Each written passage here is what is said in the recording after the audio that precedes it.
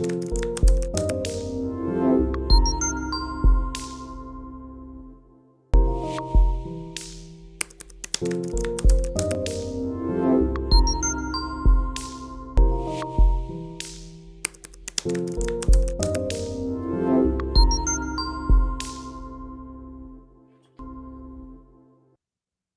is going on, everybody? Welcome back to Memes and Markets. Keith, how you doing, man? Hey, yo. Today's the best day of my life, Ben. How you doing? Today is the best day of my life. We got Django here with us. I'll throw it over to you, man. If you want to just give a quick intro to what you're about and what you do. Yeah, so I guess technically I'm an influencer now because I got a little bit of a following, but I'm also an author. I have a new book coming out in July called They Lied to You, Western Culture's Beautiful Lie and the Cost of Believing It. And I just make content to highlight that we can actually love everything together rather than just being, against each other. And that's just my whole shtick. Love it, man. Love it. Yeah, I found your stuff on Instagram in particular. I loved the way that you looked at things because I think one of the biggest problems is how we just mindlessly consume and we don't even really critically analyze what it is that we're consuming. Your Instagram has been blowing up as of late. Was there like a tipping point or a moment when things really started to take off for you? Yeah, I was losing like 10 followers a day. And then I did this video on late stage capitalism, the iPhone, and Jean Baudrillard. It's like a 2.5-minute video. I was so annoyed with the new iPhone Air and just how the marketing was. And it did like 2 million views. And then from that video, I just kept making more content that I enjoyed and people have been following ever since. Amazing. Okay, should we start there then? Yeah, let's do it. So take me through that whole video. Like, what was the topic? I know you just explained it briefly. Yeah. But, like, walk us through it. So like I basically at the time had just gone back through Jean Baudrillard, who has this concept of hyperrealism. We don't really talk about it much because he's Marxist. And it was like, he just kind of got pushed to the side. But his theory back in the 60s was this concept of hyperrealism where the image will actually matter more than the actual item. So you think about like the iPhone, it's moved from like, hey, there's this really incredible product specific that you will enjoy using. And then the marketing is now, I'm signaling to others that I have the new iPhone. And I was noticing like in all the ads, it was like orange color, super thin phone. It wasn't like, hey, I need a new phone. It was like, I'm signaling to others I have the latest iPhone. Yes. Yeah. And then even the marketing around the Air, I was like, it's the thinnest iPhone as long as you don't look at the bump on the bezel. So you were looking at like how they were kind of playing with the marketing. And in my head, it's just like, people are going to walk around and say, I got the thinnest iPhone. People are going to walk around and highlight that they care about the device. But really, it's just about signaling to others that you have the newest device. That's the whole marketing strategy. And so that was kind of the point of the video, was highlighting that we've moved into sort of late stage capitalism within certain industries. And within the technology industry, a lot of what is now being marketed is more along the lines of signal to others that you have the latest device more than I need the latest device or the new device has something that I really need. Can you touch on late stage capitalism and what that really means? Yeah, so to me, late stage capitalism is where you basically get to a point where the product, you need to start figuring out how to make money by kind of cutting. So like you at the beginning of a product, like with the iPhone or whatever, it's growing so much and you're getting so much market share that all you're focused on is like, how do I make the product better? How do I make the product better? But then eventually you get to a point where you're at some level of saturation where you're like, okay, well, how do we convince people to continue buying despite the fact that maybe they don't need it? Or maybe like, what is the marketing tactic that makes people feel like I got to get the next one because it signals something? So like you can see this with iPhones. You can see this with like, I said something about Wingstop recently. Like Wingstop recently went from fresh cut fries to frozen fries to make more money on like this fry. We're just starting to get to a point where it's like, okay, if we're going to grow year over year, we either cut to say that we grew or we find a way to signal to people a reason to buy more than they really need. You think early on, like I saw a video recently where someone was using a stove from the 1930s. Like it was like an OG stove that you lit. It still works today. I know my stove has probably got like 2 more years on it, and I just got it like last year. That's because like as time goes on, you're just like, we can't have people buying one stove and then using it for the rest of their life. We gotta add more technology. With more technology, the thing breaks down more. We make more money on parts. We make more money on you buying the next one. And that's just I think it's per industry though. I don't think it's a blanket thing where we're in late stage capitalism and everything is like that. I think it's actually like you'll see it signals. Like it happened with shoes, it happened with clothes, it happened with like fast food. you can see the signals across the board of like, okay, we're shifting from what's best for the customer and how do we just make more money. Does that make sense? Totally makes sense. I think people are very fatigued by that. The ones that we reference a lot are like the last wave of tech that we experienced, like Amazon, Uber. Like I just continuously noticed that the quality of those offerings are just declining rapidly by the day. And I remember they really went hard in terms of like obsessing over the customer, which I guess was their product in the case of Amazon. Like the customer was their product, and so 100%. they were obsessed with that. I remember being in college. I actually worked for Amazon for a little bit. I was a campus rep for them. So like I was trying to get people on the Prime student membership at that time. Nice. It was sick. Like they cared about their customers, and or at least seemingly they did, and they were really good about returns and all that stuff. But now, like they don't give a shit. Like I have a hard time even getting a hold of customer service and stuff with them whenever I have a problem. It's just, you're right. It's present across almost every industry, it seems. Yeah, I mean, so one of the things I reference to people is that in 1919, Ford versus Dodge, the Supreme Court of Michigan decided, hey, companies' only goal is to make money. And actually, you can be held in contempt if you did something that the people who are the stakeholders can prove you went out of your way to not actually make more money for us. Because basically, he wanted to take all the extra money that he had, Ford wanted to, and just give it to the people who worked. And Dodge was like, that should be going to the shareholders. So from that moment on, if you run a company, it's literally in the law that you have to make as much money as possible, especially if you're publicly traded. So at the end of the day, the precedent was set from that date. And that's what I reiterate to people. Like, it's in the law. You shouldn't even, like, don't even make it about the people that are working at the company. It's the law, right? Like, I cannot, if I am at a publicly traded company, go out of my way to do something that's best for the customer if I could be doing something for the stakeholder. So, you know, I don't think it's an accident. I think it's like the law. Yeah, it's how it's designed. And it also gets even more crazy when you think about the interconnection with these funds, right? Like index funds or any sort of funds. So now, like so much of this publicly traded company access is being held by such a small amount of people that also own everything else. And so then not only do you think of like individual maximization of profits, but there's like indirect counter forces that would make for even worse decisions for the consumer because it makes more sense because they know there's not other alternatives. Keith, looks like you got something. Well, so I'm trying to picture what you're saying. I mean, I feel like I've seen some short. I think it was I forgot the dude's name right now. He's Ian Carroll. Yeah. He did a short a couple of years ago where he was breaking down like BlackRock. Yeah, and like talking about how it's like all of these companies are actually just owned by BlackRock, and it's like this illusion of choice. I also just recently saw something. I think it was on X where it was like breaking down how what companies will do is they'll fill the whole aisle with more, and Ben, you might have sent this to me, like more and more of the different options of basically what's the same product. The illusion of choice. Yes. So you've got this toothpaste, right? But it's got like 5 different flavors and then like 10 different variations of what it does for your teeth.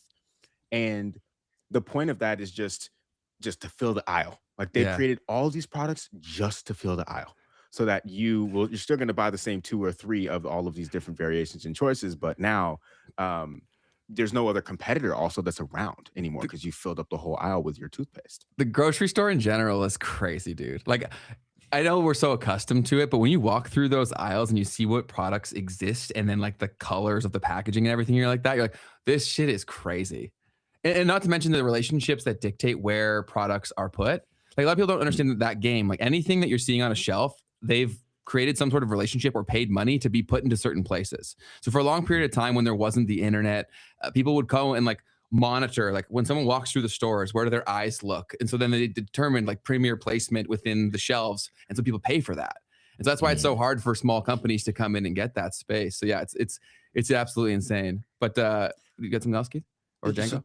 So 2 things, and Django, I'll push it to you.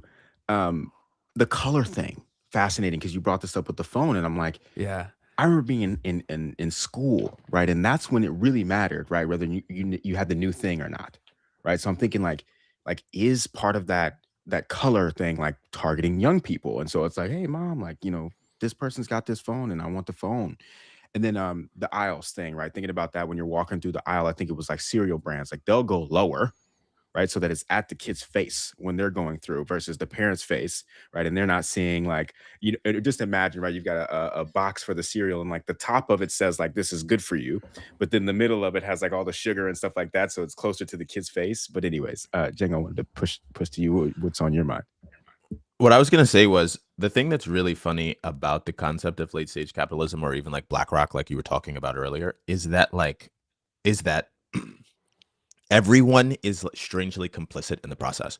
So yes, BlackRock is owned by, like BlackRock owns the majority of everything. But if you look at the roll up, BlackRock's entire business model is we manage your assets so that you can make more money, right? Mhm. So then when you look at whose assets they are, it's like a pension fund, it's retirement funds. And so technically, like every human being that I know wants their retirement to go up infinitely.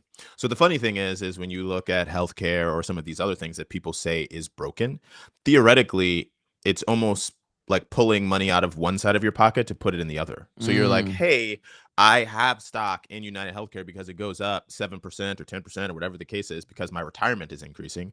But then on the flip side, I'm angry that it's rolled up to BlackRock, who can control certain things in a way that my retirement goes up. But I'm also mad because I went to get an x-ray the other day and it's so expensive. But it's expensive because of this roll around. So Mhm. it's funny because like BlackRock has 25,000 employees who then BlackRock then is kind of passively helping people in employment that are working at a pension fund or retirement or whatever the case is. And then my retirement is technically rolled into BlackRock most likely 9 times out of 10. So in a weird way, everyone wants their retirement to go up, but at the same time, everyone wants a better cost of living. But in order for the retirement to go up infinitely, it requires things to get more expensive / cut costs. So it's just this weird game of, yes, you could point to BlackRock and say, hey, like they're a problem in the whole scenario, but BlackRock is just it's just a piece of the whole of everyone wanting everything to go up forever. So, Yeah. I think that's just one of the weirder things. Totally, man. The system is perfectly designed for it, where everyone is in on it. And so it's like, where does it break is really the thing that I think about all the time is like, what is that breaking point? What does that look like? And that's why, like this show, one of the core topics that we discuss is cryptocurrencies and blockchain technology. And like, that's really what attracted me to blockchain, was because I really felt a long time ago, I'm like, this is ending, like, whatever we've been living in. I do feel like it's nearing its point where it's going to have to be remodeled at the very least. And I Mhm. personally think that blockchain is going to play a role in that. Do you mess around with cryptos at all? I do a little bit. I mean, I think it'll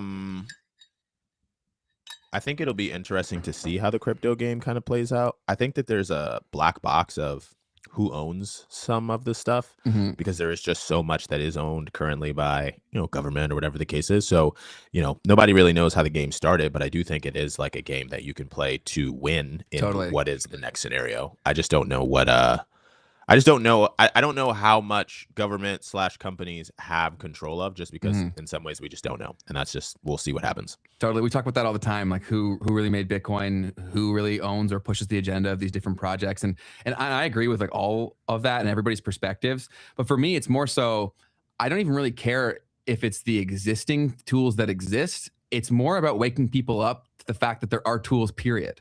Right. So like a lot of people are like who are Bitcoin maximalists, they're like, oh, Bitcoin is the way, Bitcoin is the way. I was like, I think Bitcoin is the marketing method for whatever is the actual way. Right. And so I don't know if it looks like that, but Keith, looks like you had something. Well, no, I mean, I obviously agree with you there. The cool thing about Bitcoin is that it creates this just precedent of the type of technology that's possible, and then whatever iterations are built on top of that. And for a lot of people, it goes both ways. It's like, well, first, Bitcoin gets people to be okay with this and incentivizes them to participate because the number go up. Oh, so this blockchain thing is great because I make money. Okay, cool. But then the other side of this is, well, technically, eventually you get to the point where you're conscious enough to say, well, this isn't money though, or rather, it's not currency, right? I'm not going to spend this in my daily life. Mhm. So that couldn't possibly work. So it also creates the same marketing campaign toward crypto as it does away from Bitcoin eventually, to where it's like, well, something else has to actually have this technology and this backing, but then allow us to do the things that don't require the expensive, slow fees that Bitcoin has. Um, to the fund situation too, I wanted to kind of touch on that a little bit because we were talking about kind of like the incentive loop around the funds and whatnot. And one of the things that I found a few months ago when we were uh basically the 401ks, putting Bitcoin in 401ks started to come up, and I was looking into some stuff, and there was like a couple of really big cases where you actually, because the thing about the retirement plans is that like the people don't really get to choose, right? Like who's managing their retirement. They get to choose what's in it to some degree, right? Like you got some options that this fund provider will give you. But what happens is you've got these large employers, okay, and they are the ones who get to make the decision of like which providers are we going to allow our employees to get access to. And what I learned was that there were some really big scandals that have happened in the past. And I'm sure that this is exactly how it all works, but there's been people who have been caught doing things that weren't super ethical, where you had the fund managers essentially bribing the employer, right, to use them as the provider. And I'll give an example because I think it was Wells Fargo. I'm not really 100% sure, so don't quote me on this, but it was some large bank. Imagine I'm a bank. I've got a fund where it's the all NASDAQ fund. It's grow your money endlessly fund. So obviously every employer could use my fund, but if it's Wells Fargo, it's Chase Bank, it's all the same thing, right? Just a different brand behind it. So these guys have to find a way to differentiate. Why would this employer choose me to be the one that they should actually use to put their funds into for all of their employees, their retirement funds? Well, eventually you get to the point where it's like, well, probably because I took him out to dinner, probably because I took him out to a baseball game. Always what it comes back to it. You know what I'm saying?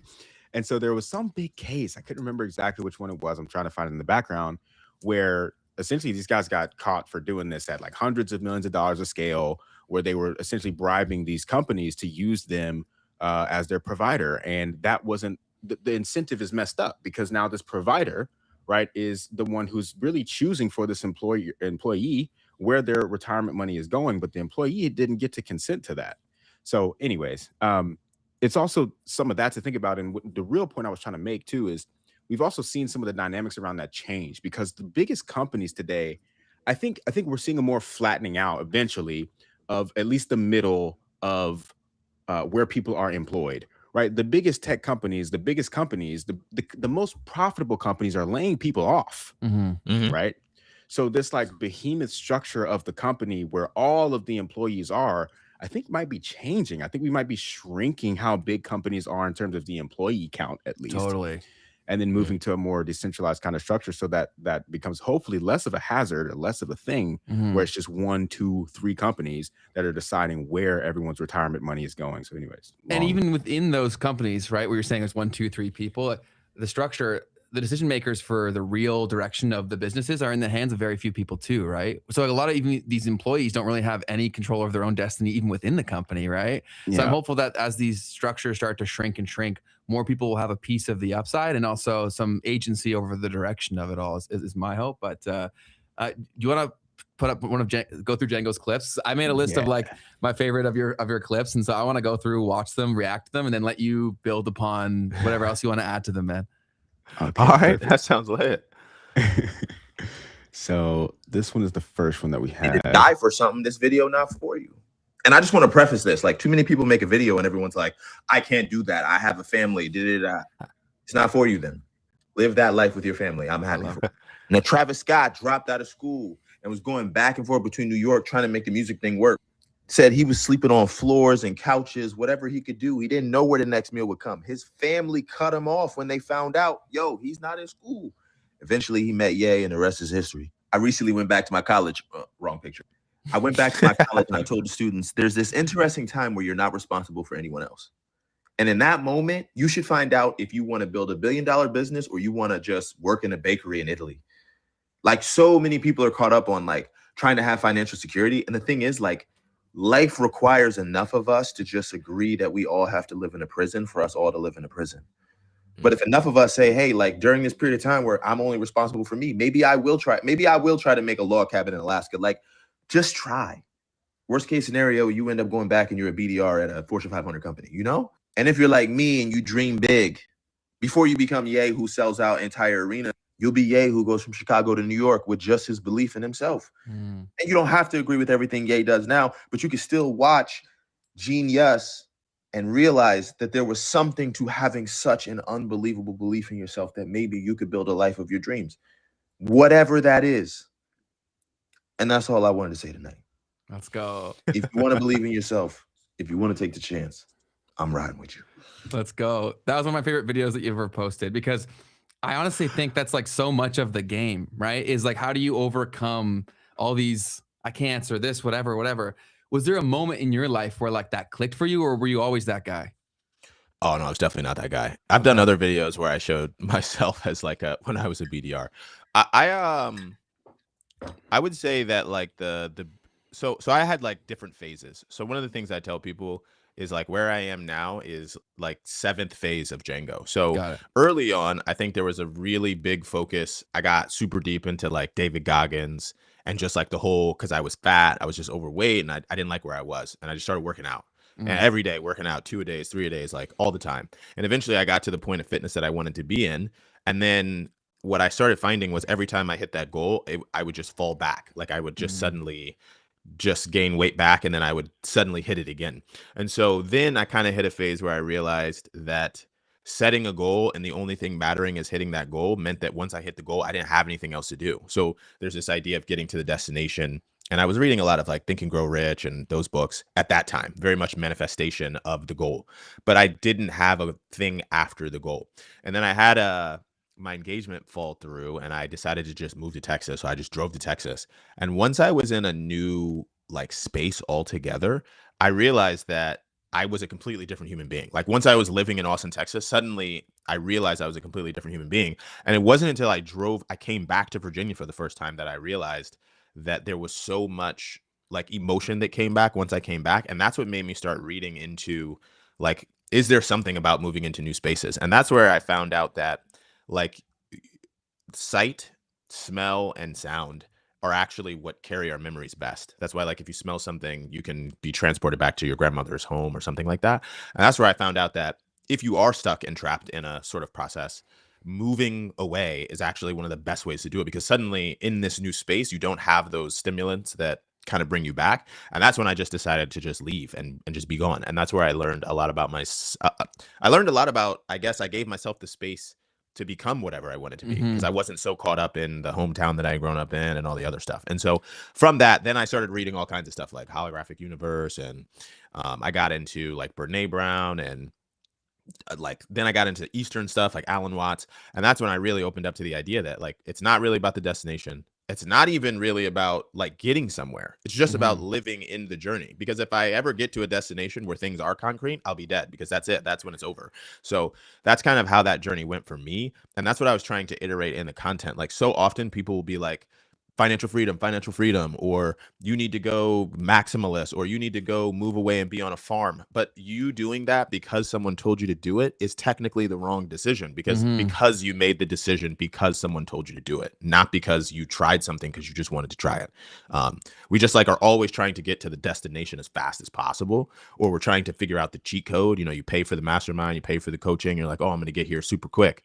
But you're never enjoying any of the journey. You're always just trying to get to the next space. And so that's what ended up happening. That's like my journey of how that, and why that video is like, you could become Kanye and sell out the arena, or you could go to a bakery in Italy and just go bake, and then find out like, yeah, I want to bake. And then maybe you come back to Chicago and you open a bakery, or maybe you just stay at the bakery in Italy for your whole life. Like, what is it? It doesn't really matter. Just do whatever it is that you're enjoying. Yeah, just find out. And that's my journey. That's awesome. Yeah, for me, it was like I was very lucky where I switched schools, and so like I saw that experience that you're mentioning like really young, and that was like that really changed my life when I was like grade 7, because I saw, because I'd grown up with everyone, and you get put into boxes socially, right? You're like this, you're this guy, this guy's this guy, whatever. And then I saw when I went to a different school that I was just put into a completely different box, and then I realized, okay, maybe I get to pick this stuff, because if you never question it, you just kind of fall in line. And what I also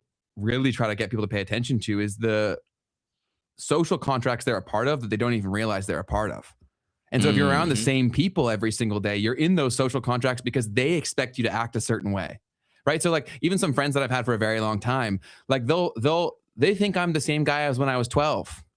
Because that's what they remember, right? And so when you're not acting in accordance with that, sometimes they'll even like people may even lash out at you and not even realize why they're doing it. It's because you're not acting in accordance with their view of the world and view of you. So I think getting around new people and places is huge. Keith's also done that a lot. He's traveled a fair amount. He actually was just recently in Asia. Would love to hear your 2 cents on all this stuff, Keith.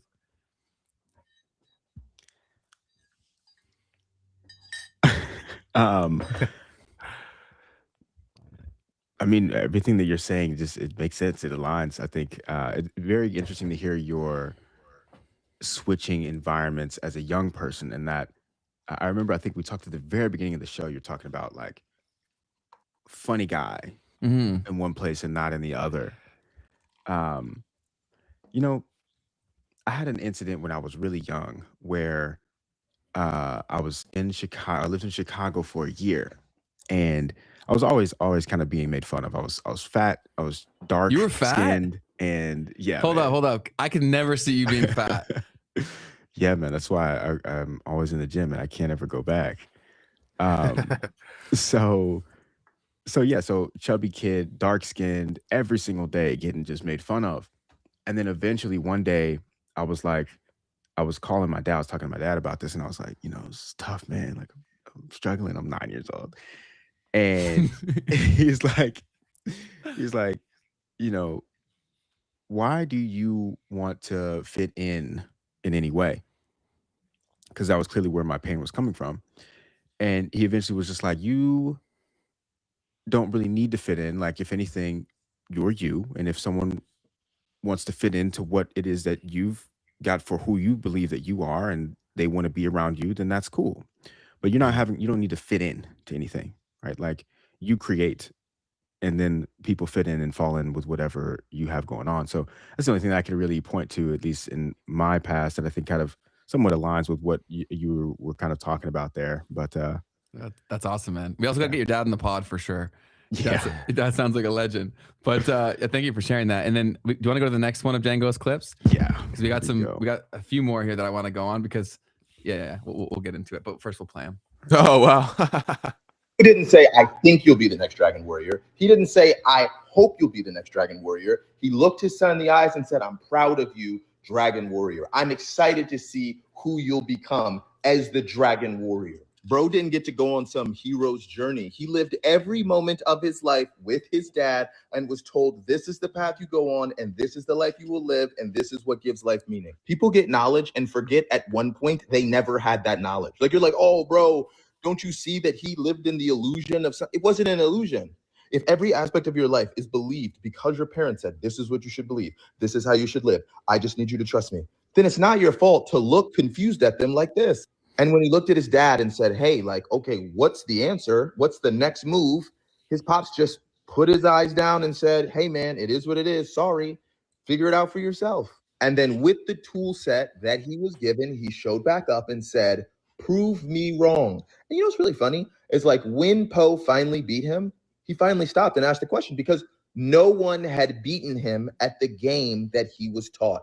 This is what you all are all overlooking. Bro was asking for the scroll the whole time because no one gave him a new frame in which to live.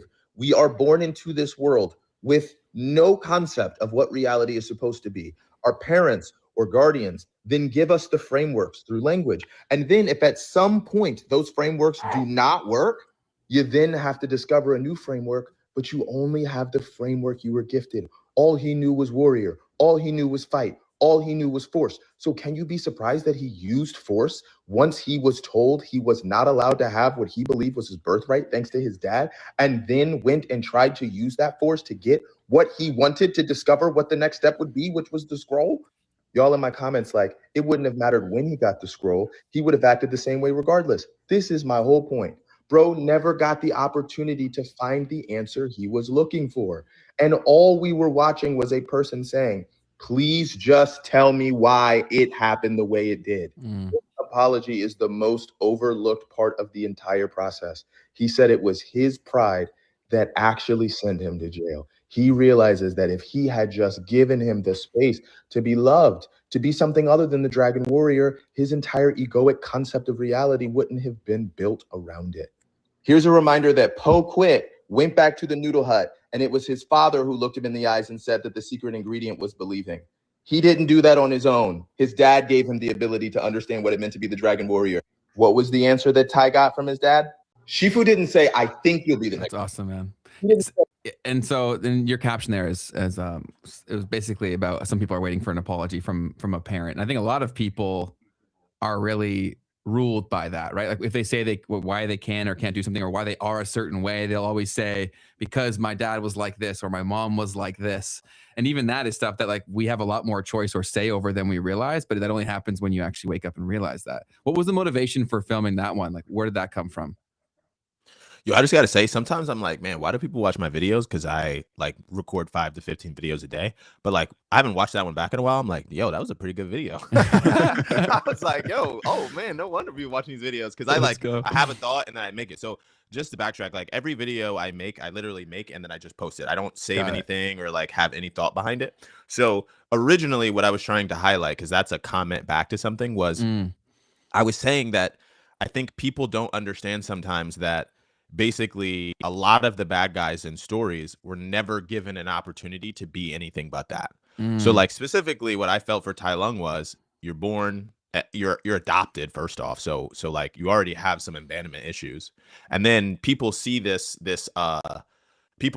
opportunity, like suddenly Shifu sees this opportunity because he never even had the chance to be the Dragon Warrior, where someone who's better than him, he now gets to train. So he's made up in his head, yo, you're going to be the Dragon Warrior now. And I don't think he did it out of malice, but he basically curated a world where the value of his entire life was being this thing. His name was that thing. His whole belief and ideology around life was that thing. And the only thing he learned that he had that had value was force. Like, I am the greatest warrior of all time.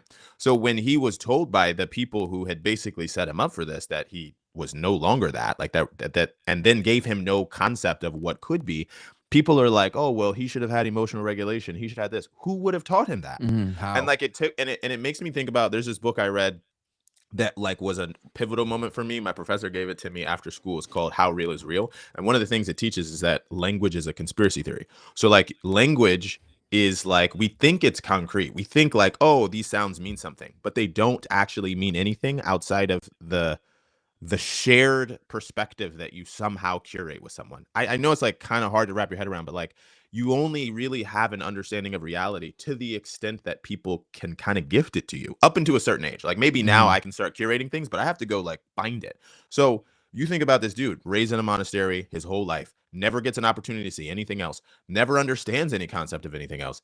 And then his whole world that he's been building towards, he just gets there and they're just like, yeah, sorry, bro. Yep, do something else. It's all good. It's not you. And didn't even like offer anything else. Like, hey, you could do something else instead. It's just like, yeah, it's too bad. Sorry. I didn't know it was gonna be like this. Oh well.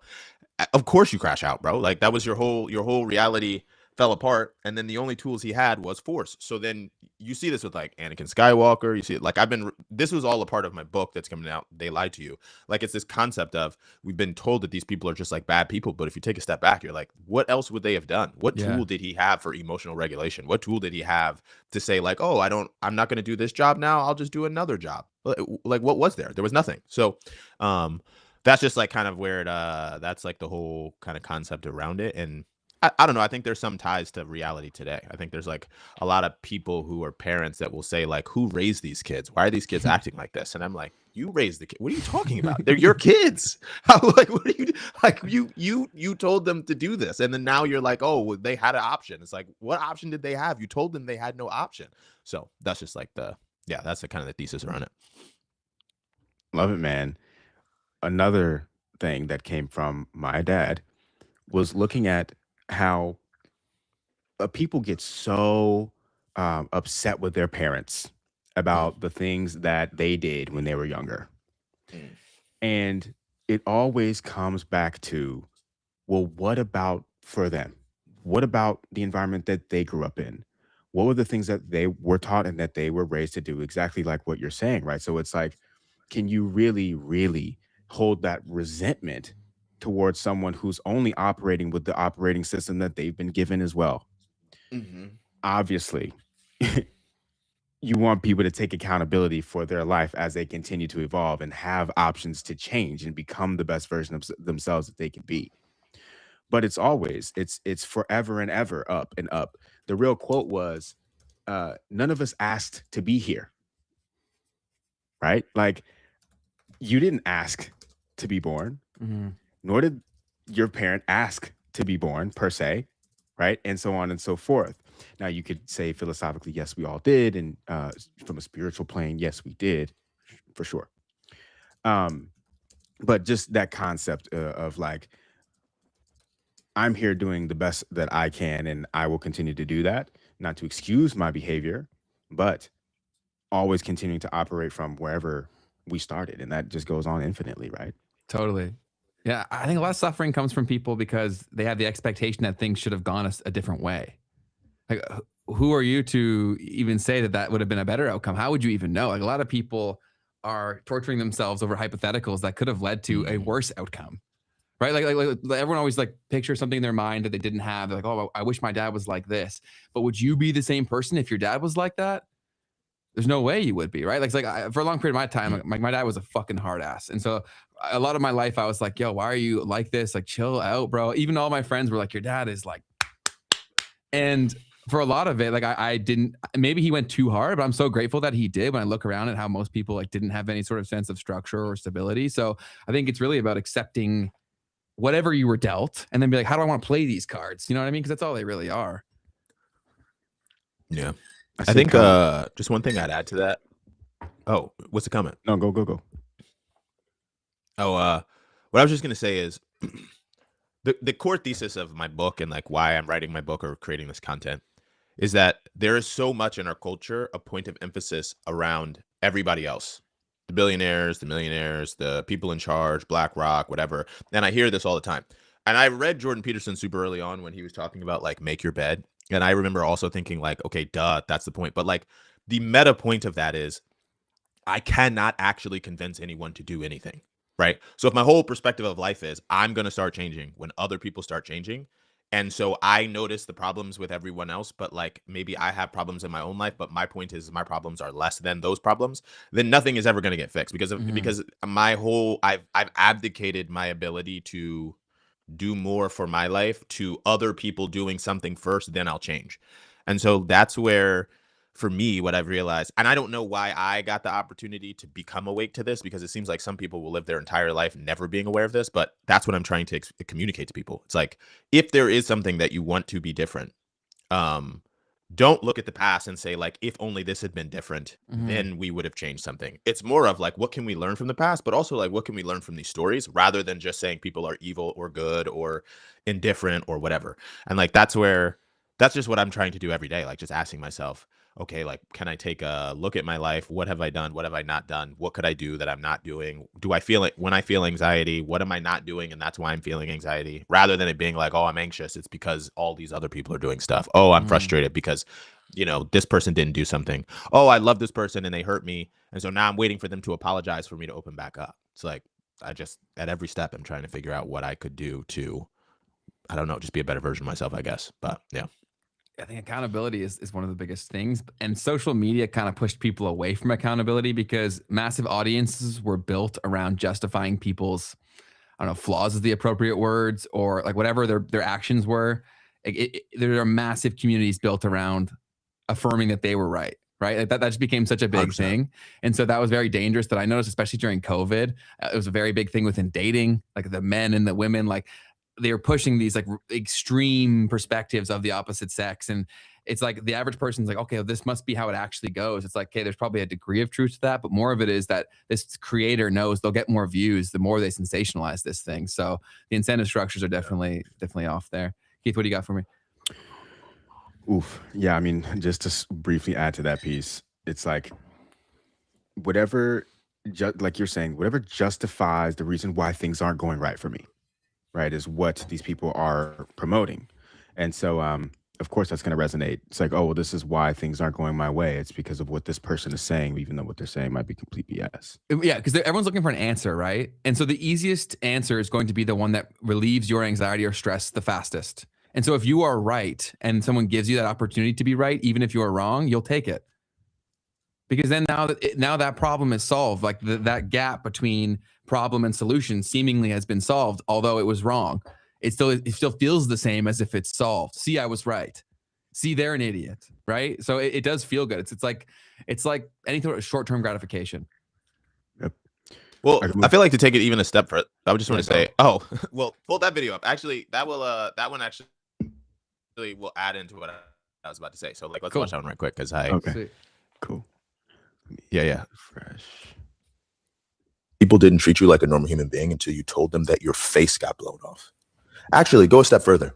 Imagine a world where people believe that you must have had a surgery after you got your face blown off. I think it's really difficult for people to have empathy for others because oftentimes they live in their own world where they're like, well, if I was them, I wouldn't do that. This guy, Chris, is going so hard on my post about liars and cheaters and how he should be in jail and how garbage he is. And then I go to his page and he has a post making fun of his apology and basically giving no space for forgiveness. And I see people in the comment section like, we need to bring shame back. Brene Brown already gave us the tools. She taught us that shame is a tool of control, a made-up emotion designed to silence, oppress, and diminish us.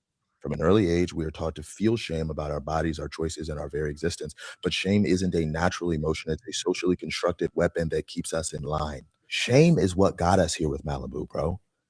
This guy, trying to just be a normal human being posting on Instagram, was shamed for thinking he could be an influencer. Shamed. What do you mean by shame, Django? I mean, if people are mercilessly making fun of your face, if people are making you the butt of every joke, if people are literally ripping on you until you say, I got my face blown off, and then they finally start treating you like a normal human being, in fact, elevating you because now it's making them feel better because they're like, oh, look what I did for this victim. Bro, that's the problem. Shame is the problem in our society. Like, I'm not one to really talk about problems. I'm not normally one to say like, oh, this is the issue, but no, this is the issue. The issue is bullying. The issue is shame. We keep thinking we're going to shame away the problems, when in actuality, the reason the problems are here is because people feel shame. And when you feel shame, you don't actually go and try to fix things. You actively try to hide better. Whether you like Malibu or not, bro really did decide to use his platform to help people. It is what it is. Imagine. Comment that we got. Is this the teacher of Khan Academy? Have you ever been told that your voice kind of sounds like the guy from Khan Academy? No, I don't even know what that is. I'll look it up real quick. Whoa. Does he sound like him? Khan. Kind of. Okay. Kind of. I can see that. So set the scene for that video, like who that guy was, and then like the big takeaway, your added notes to that. So actually, funny enough, I actually did a video at like 2 a.m. last night after I saw the guy. Do you remember the second to main character in Saltburn, John? I forget what his last name is. John. He just is in this new movie, John, and I can't remember his name. But basically, someone did a whole video about this guy John and saying that he thinks he's super emotional and deep, but like really he's only famous because he's hot, and he should just like stop trying to pretend that he's deep. And I was talking about the juxtaposition between these two. So like Malibu comes out and like apparently says he was an IED survivor, and that's why his face looks the way it does. And when you look back, what you see is that people treated him like, they still do, but they treated him like he's like a pariah, like he shouldn't even be posting in the first place. And so he makes up this story to say, hey, I was an IED survivor while I was in the military, which he was in. And then from that, he then built this whole like this platform where he now has millions of followers. But even then, all of the work that he's been doing is actually giving back to the veterans as he's had. So he's like giving like 80% of the stuff from his clothing line back to the vets and stuff. Wow. And so a lot of people were shaming him, saying, it's ridiculous that he would even tell this lie. But my point of perspective is never to look at what the action was. My point of perspective is to see like, okay, why did someone do this? And just try to understand what it was. And I don't know that many people know what it's like to walk into a space and people treat you like you shouldn't even be in that space. And that's what I saw from his post, right? Like until people heard that he was a survivor of something, they treated him like, why are you even here? Like, you shouldn't even be here. So now he's in the extremes, like, and it's the same thing on the other side. Like if you're super hot and you're trying to be deep and emotional, people will treat you like, dude, what is wrong with you? If you're LeBron James and you're like, oh, I really care about, he's only doing that because, he doesn't really care about those problems. Shut up and dribble. If you're, Drake, it's like, you don't actually care about people. You don't actually write your own stuff, even if you do. I just see this in all the extremes. It's like, once someone fits the extreme, whether it's ugly, hot, rich, poor, whatever the case is, people will need a story about you in order to treat you like you're human, and will actually work very hard to treat you as subhuman until you exit the space. And I just like, and that's what I was saying, like, about that. The shame thing, especially, I just want to highlight this. There's a quote that I read a while back that basically said, like, in our society, really the only thing you can be guilty of is getting caught. because everyone is sort of bending the rules all the time. That's what we find out later on. There's like everyone really, you hear it. It's like, if you know, oh, it didn't hurt anyone. Oh, you know, I didn't, you know, that you see what the companies are doing, or like how they cut costs, or, you know, how they backdoor something or whatever. Like, those are all individuals. The only crime in Western culture right now, it seems like, is actually getting caught. And even then, it seems like sometimes that doesn't even matter right now. So it's like, you know, shaming people doesn't make them like, a lot of people use shame with children where they say they try to shame them into doing the right thing, but that person hasn't learned to do the thing because it's right. They're learning to do the right thing as long as they're being watched. And that's like my overarching, like, that's part of the idea in my book for They Lied to You. Like, everyone acts like they're morally just, but the truth is 9 times out of 10, you would do the thing if you didn't think anyone was looking. That's the difference. Like, that's not a culture. That's not a culture of moral fabric. It's a culture of, I'll be moral as long as you're watching me. But then the second you're not watching me, I'll throw the trash on the ground and I won't pick it up. Or like, Japan has people who will do things because they're supposed to do it, right? Like, you don't have to have trash cans everywhere because people will find the trash can and throw it out. They're doing it because it's the right thing. We have trash cans everywhere, and people do not throw stuff in the trash can unless they're being watched. Because then they're like, I don't want to be, you know, I don't want that person to see me throw stuff on the ground and I get in trouble. You know what I mean? So, sorry, that was the one thing I love about Instagram and me doing those 3-minute videos is it forces me to make a very cohesive thought. My thoughts are not cohesive at all. Typically, I'm like all over the place. So that forces me to like make the video, and I have to make the idea cohesive. And I'm realizing as I'm saying it right now that my thoughts are just like all over the place. I think Instagram is like a therapy session for me at this point to make my ideas more succinct. Sorry about that. No, you're good, man. Always feel free to go ham. That's why we have you here. But I think, the constraint can definitely allow the creativity to flourish, which makes total sense. And I just want to touch on a few things. Like, the shaming thing is such a massive thing. And I think it's really a symptom of fear and insecurity, a lot of it, right? Because if people go to shame, it's like, hey, at least it's not coming back to me. And I also think that it's also been created on social media where it's a guaranteed route to attention, right? Like, if you hate on someone, you're going to get attention regardless, whether it is positive or negative. You're either going to get their supporters in there saying shut up, or you're going to get people who agree with you doubling down. Either way, it's something, right? And like, one thing I noticed living in a big city, watching a lot of seeing a lot of homelessness, is that it seems like I could usually tell people that have been homeless longer because like they start doing different behaviors where they're just trying to feel seen. And it feels like there's a lot of that on social media too, because even negative attention is better than none, I think, in a lot of people's eyes. And I also, a lot of people say bring shame back. I don't think shame is a positive tool of any sort. I think education and empathy is really like the biggest things that we should harp on, because like until you break the cycle, people are just going to keep doing it. And the thing that was stuck with me as a kid was that my coaches were always like, practice like the coach is always watching. And so I tried to take that with me in every sector. So that could be maybe if you really look up to your grandma, maybe like, how would you act if your grandma was watching all the time? If you do that enough times, you can just become that person. But I think you're very right. Like until that happens, I don't know how the behavior really changes. Keith, do you have something else for me? No, Django, anything that you wanted to touch back on? I have I was gonna just say I have a huge pile of books over here. I don't know if you guys can see this, but one of my favorite books in the world is The Courage to Be Disliked. It was one of the first videos I ever had that really blew up.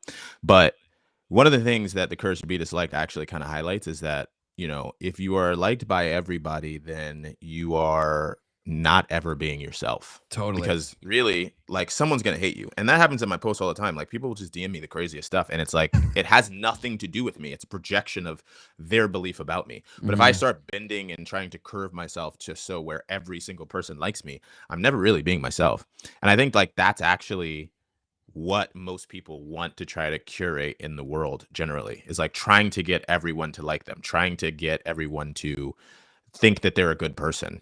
Where it's like, which in turn, oftentimes I think leads people to make decisions that do hurt people, because the person who is watching, they're like, oh, I did the right thing for the person who was watching, not necessarily I did the right thing that I really believed was right.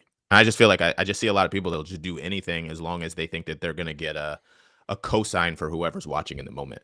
I don't think there's really like any moral code for most people. It's really more like a, you know, and then also what's super crazy is, the people who judge the hardest 9 times out of 10 are doing something along that path.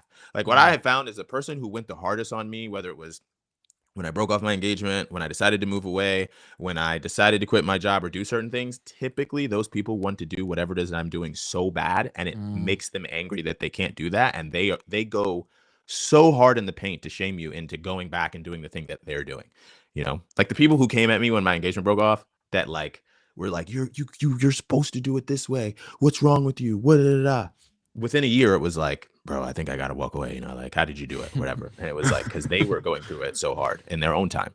So yeah, that's just the wildest thing. Like trying to reel people in because it helps you feel more comfortable with the choice you made because you're not comfortable with the choice you made. Oh, always, dude. That one thing that's crazy with like social phenomena that I saw was that like I saw girls do this a lot with like lip fillers, man. Like once they get their lips done, then they try to get like every girl they know to get it done too. Like all of them, because then the second, like if we all have it, then like that now actually is the beauty standard. And I think a lot of girls are like realizing that. I don't know how much that was for men that they were doing that, but they were told it was for men. And so then if they get everyone to do it, all the hot girls have it, then it kind of becomes that. So that's one thing that I noticed. But Keith, what do you got for me? No. I love the way you think, Keith. Like every time he's like, yo, Keith, what do you think? You're just like, I'm just, yeah, it's, somebody told me that if I ever have a secret, it'll be shown on my face for sure. But we could move into the next clip here. Sure. oh, bro. I actually flipped sneakers for a short amount of time. So this one I was like, and I actually had those exact shoes. So I loved this one. Let's go. The exact day the sneaker game fell apart, and it was this shoe's fault. Now, if you're a Gen Z, you're probably wondering, what are you talking about? This shoe goes for $130. You don't understand. Between those shoes and the triple whites, Adidas had us in a chokehold in 2015. Big time. I had a homie who paid $1,500 for a pair of these. And at the time, bro, it seemed like they were only going up. It was incredible. They were coming out with different colorways, but at the end of the day, this one, and then I remember the day I was working at Salesforce and somebody sent me this because he had 2 pairs on ice and it said that there was going to be a restock on the NMDs, and they put out like 1 million pairs. And this was the beginning of shoes not being sacred anymore. Then 2018 comes around. Everybody got a pair of Space Jams. Everybody got a pair of Concords. There was this period of time where like you just couldn't get your hands on shoes. For some reason with that Nike app, well, some people got shoes, but that's a story for a different day. But it was just like to hit, especially during this time, I don't think you kids understand. Black History Months flew off the shelves. The Grinches, bro, the Grinches. I sat in line for these in college. I had a homie who had a whole fit for this at a party in a basement. We really wore stuff like this. And at the end of the day, 2015, when these Weathermans came out, we kind of knew the game was starting to get cooked. But like that moment with the NMDs, when they released like 1 million pairs, even though people had so many pairs sitting on ice, that was it. We went from like, we got to figure it out, we got to camp, we got to be on the website, to just like, it's over. But I don't know, maybe was there a shoe for you that you remember you were like, it's over, the game is over? I can tell you. For me, it was the Yeezy raffles. I actually won a pair of Yeezys after waiting in these long raffles. And yeah, that was some crazy time. We got to talk about this for a minute because there's a lot, I think, to unpack with this whole sneaker thing. Yeah. But anything that you wanted to touch on this clip in particular and like what it really means? And no, I'd love to hear what you think first. Well, I mean, the whole phenomenon, that was so nostalgic for me. I hadn't seen that one yet. The Weathermans, that was like, I was like, right there was when I first started to actually get into sneakers. So I was like there at the very end of that like new hype wave. But I remember during that time too. And so there was this moment in there in that clip where you had this guy who was just sitting on top of like all the sneakers. What was that about? So basically it turned out that there was a person who had like a family member that was that worked at Nike, and he had just been backdooring just boatloads of sneakers. No. It was like it was a story that like broke because he had been taking all these pictures on Instagram of him having like full size runs, multiple pairs of full size runs of sneakers that like no one hit on the Nike app. And so it just turned out that he had used his like mom and like a back. I don't know what the full technique was, but somehow he was getting, kind of similar to how sometimes, a person who knew the manager at Foot Locker could get a size run because they paid 40 over per shoe. And then that meant they could flip them for like 100. And that's just how some people were making money. His was like to the extreme. And that amount of boxes was how much he got of like, I think it was like the Off-White 5s or something like that. It was crazy. Wow. And then she got fired. He deleted the Instagram, but it was crazy. Like he was getting like hundreds of pairs, it looked like, of shoes that were super limited. Fascinating.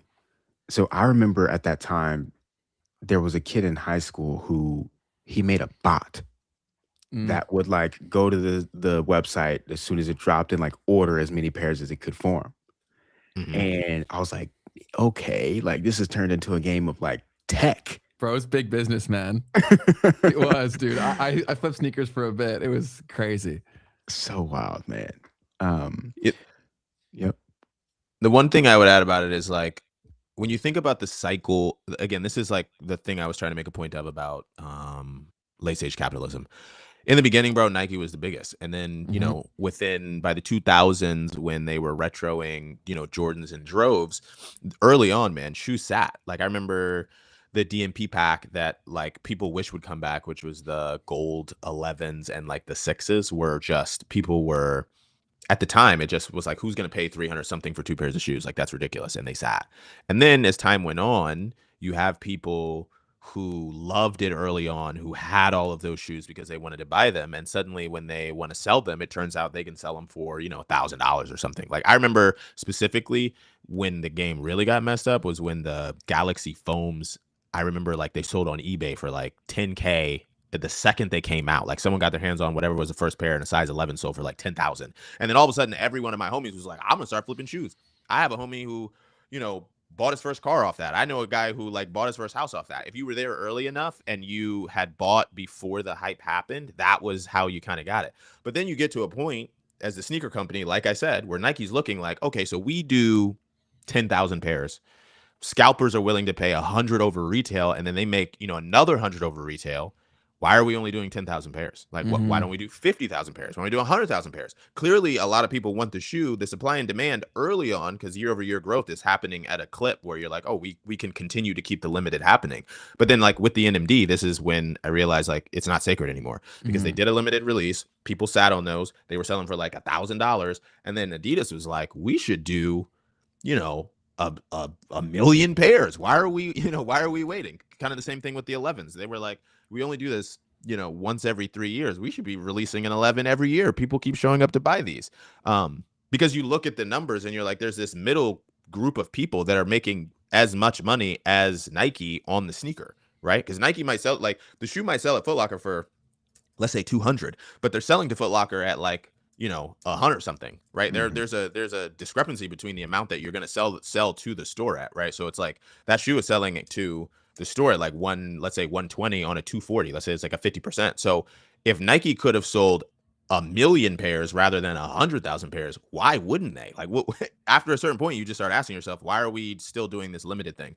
And then that's when, I don't know, I feel like the regular consumer wins again, because you're buying all those shoes that you wanted, that you couldn't get for that period of time when it was super limited. And so that's the cycle. It's like, I love this thing because I love it. We saw it with like Pokemon cards. We've seen it with, all these other things, right? I had a sleeve of all 151 Pokemon cards. I just did it because I wanted to show the homies. Yeah, I had it. Me and my friend, we like combined, and we had a sleeve of the originals at one point. Let's the OGs. go. I used to. I had them. I was buying up all the packs. I would beg my parents to get them at the store. Yeah. And then, eventually I didn't care about it anymore. And I don't even know where that pack went. Now it's like people are selling those boxes that, I got as a kid for 30,000, and they're opening it up like it's a Mewtwo. Crazy. It's a, I got the Charizard. So then the cycle repeats, right? Now we're kind of at a peak with Pokemon cards where people are buying these cards for an obscene amount of money. At some point, similar to like a NFT, we're going to hit a point where someone doesn't want to buy the card for 15,000 or 16,000, they buy it for 12,000, and then it's down from there. And I think like that's just, it starts with the love of the game, then it turns into like a money game, and then eventually the money game starts declining, and then you can start buying in again. I think like that's just the cycle. How it goes. Do you see anything that's at like the early stage of that?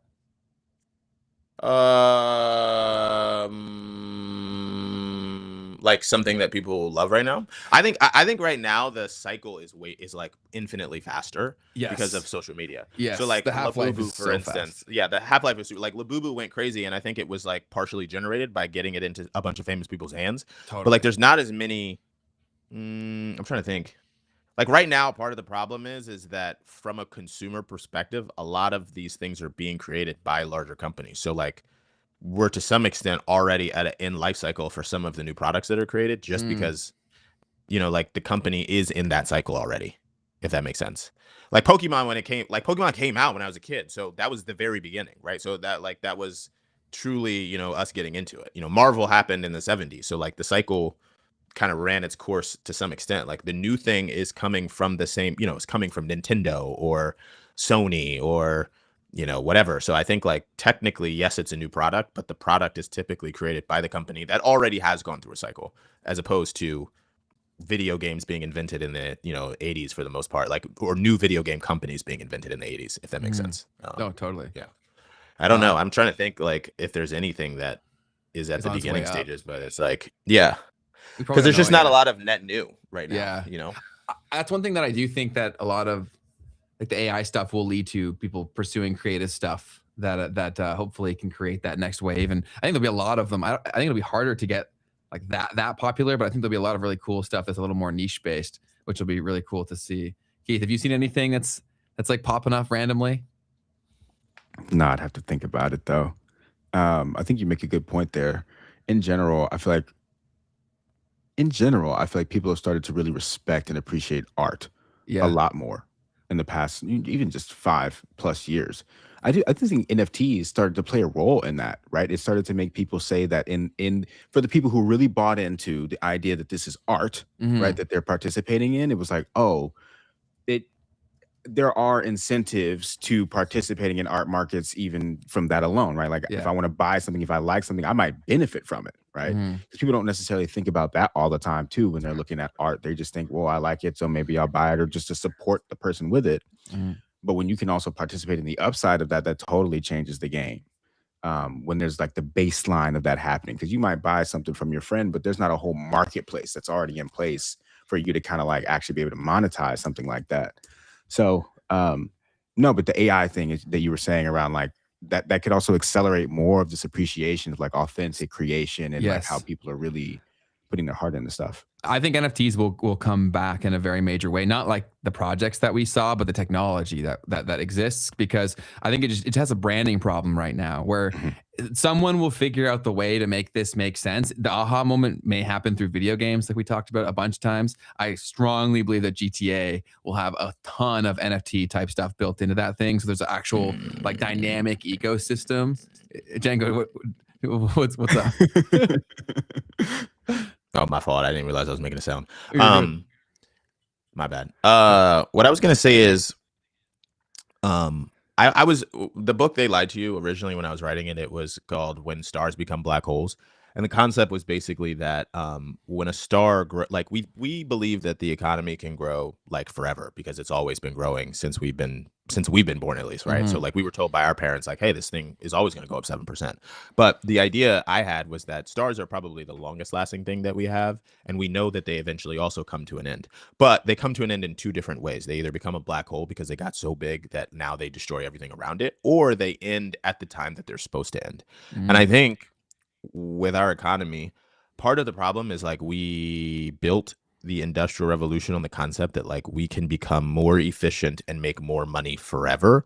And I actually think we're getting really close to a point where we're becoming so efficient that like the concept of a job, the way we've had it, I don't know how it exists per se, right? Like I've done startups now for a couple different times. I've not had to hire anyone other than just me and my co-founders in AI being able to build everything. I didn't need like to hire an extra developer. I didn't need extra engineers. I didn't need anything else. We didn't need to hire support people. We don't need, product managers. We don't need anything. So it's uh like what is a world where people that we built on where we don't really need to be hiring as many people, right? Like people are getting fired in droves, but like who's going to hire the 4,000 people that got fired from Block when also people are getting fired from Salesforce and people are getting fired from Oracle? Like, I don't know what it looks like. And then what I was going to say was finally also there's an infinite amount of just like stuff, NFTs, video games, books. Like you can pretty much get anything you want for relatively cheap that is like a consumer-based product. And so I also just don't know how those things have value outside of just purposefully only buying things that are like one of one art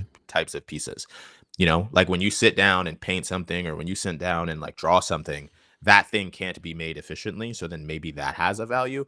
But like at this point with clothes, you know, with books, with video games, it's like infinite. It's all infinite. So I'm just like, I don't know how any of it ever curates the same value again when every single thing can be like duped into infinity or curated into infinity. I don't know what the answer is. Like I'm kind of at the point where I don't know what the next step is, but I just feel like we're at like an end point of the theory that things can grow forever and be more and more efficient forever, if that makes sense. No, completely, man. Yeah, I'm seeing old games become really popular. Like old video games are popping up again. Like people are really loving that. And people are emulating old games too. And a lot of that has to do with the dynamics of the video game industry, where it just became so extraction oriented on microtransactions and all of this stuff. So people are going back to the older games because before social media, if you were even like a pretty big game development studio, you really could only advertise via word of mouth and like some magazines and shit. Like, so you actually had to make a really good game. Like the experience you gave to the customer was your marketing tool. That's not really the case anymore. So I think that people are very deprived of art, right? Because art can come in a bunch of different ways. Like for some people, art is poetry, literature. Some people it's visual art. Some people it's video games, right? Like it's all just evolutions of the art. And I think the world is very deprived of that right now, which I think leads to a lot of people's anguish and suffering too. But Keith, do you want to continue on this one, or do you want to show do we have one more clip of his? I think we showed all the ones that were in the doc. Okay. But I kind of did want to come back to the sneaker conversation real quick. Go for it, man. Yeah. Django, do Black people love sneakers? Do we love them? Yeah. I don't think so.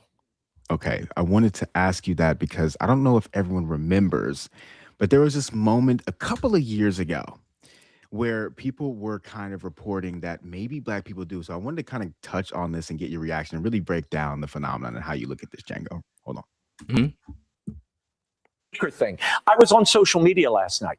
Very interesting. As you see Black support eroding from Joe Biden, this is connecting with Black America because sneakers are into sneakers. They love this is a big deal, certainly in the inner city. So when you have Trump roll out his sneaker line, they're like, wait a minute, this is cool. He's reaching them on a level that defies and is above politics. The culture always trumps politics. And Trump understands culture like no politician I've ever seen. That's crazy.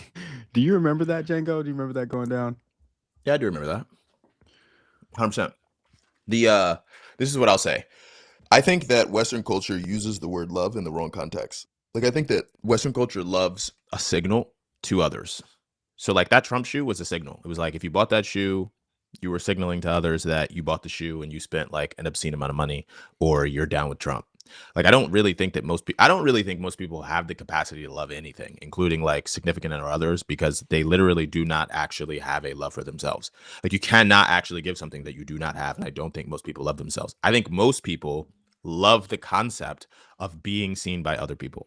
So I saw a video recently that helped me get better words for this. They basically said that your emotional regulation has basically been tied to outside validation. That's why you feel anxious. That's why you're always looking and scanning to see if people are signaling that, hey, you have something cool. Do I love Air Force Ones? Or do I love when people see that my Air Force One is crispy? Do I love wearing a designer item because that designer item is actually valuable? Or do I love wearing that designer item because when someone sees that I have Chanel strapped across my chest, they go, wow, he spent a lot of money. It's also why I think people are cool with dupes, because it's like, okay, you see that it looks like I have a Cartier watch on. It doesn't matter what I spent. What matters is that it's signaled it to other people. So I think especially within Black culture, I think that a lot of times we've been classically trained to want to signal as best as we can to others that we have something. And that's like, for instance, why we loved like super bust down watches for a period of time without knowing that actually destroyed the value of the watch. We didn't love the watch. We loved signaling to others that we had a bust down watch. We love signaling to others that we have a chain that's ridiculous. We love signaling that, I have the newest thing. That's just like thesis on it, if that makes sense. Love it, man. To this idea of the bust down watch, that's also a really good example, right? Because literally it diminishes the value of the piece. Yeah.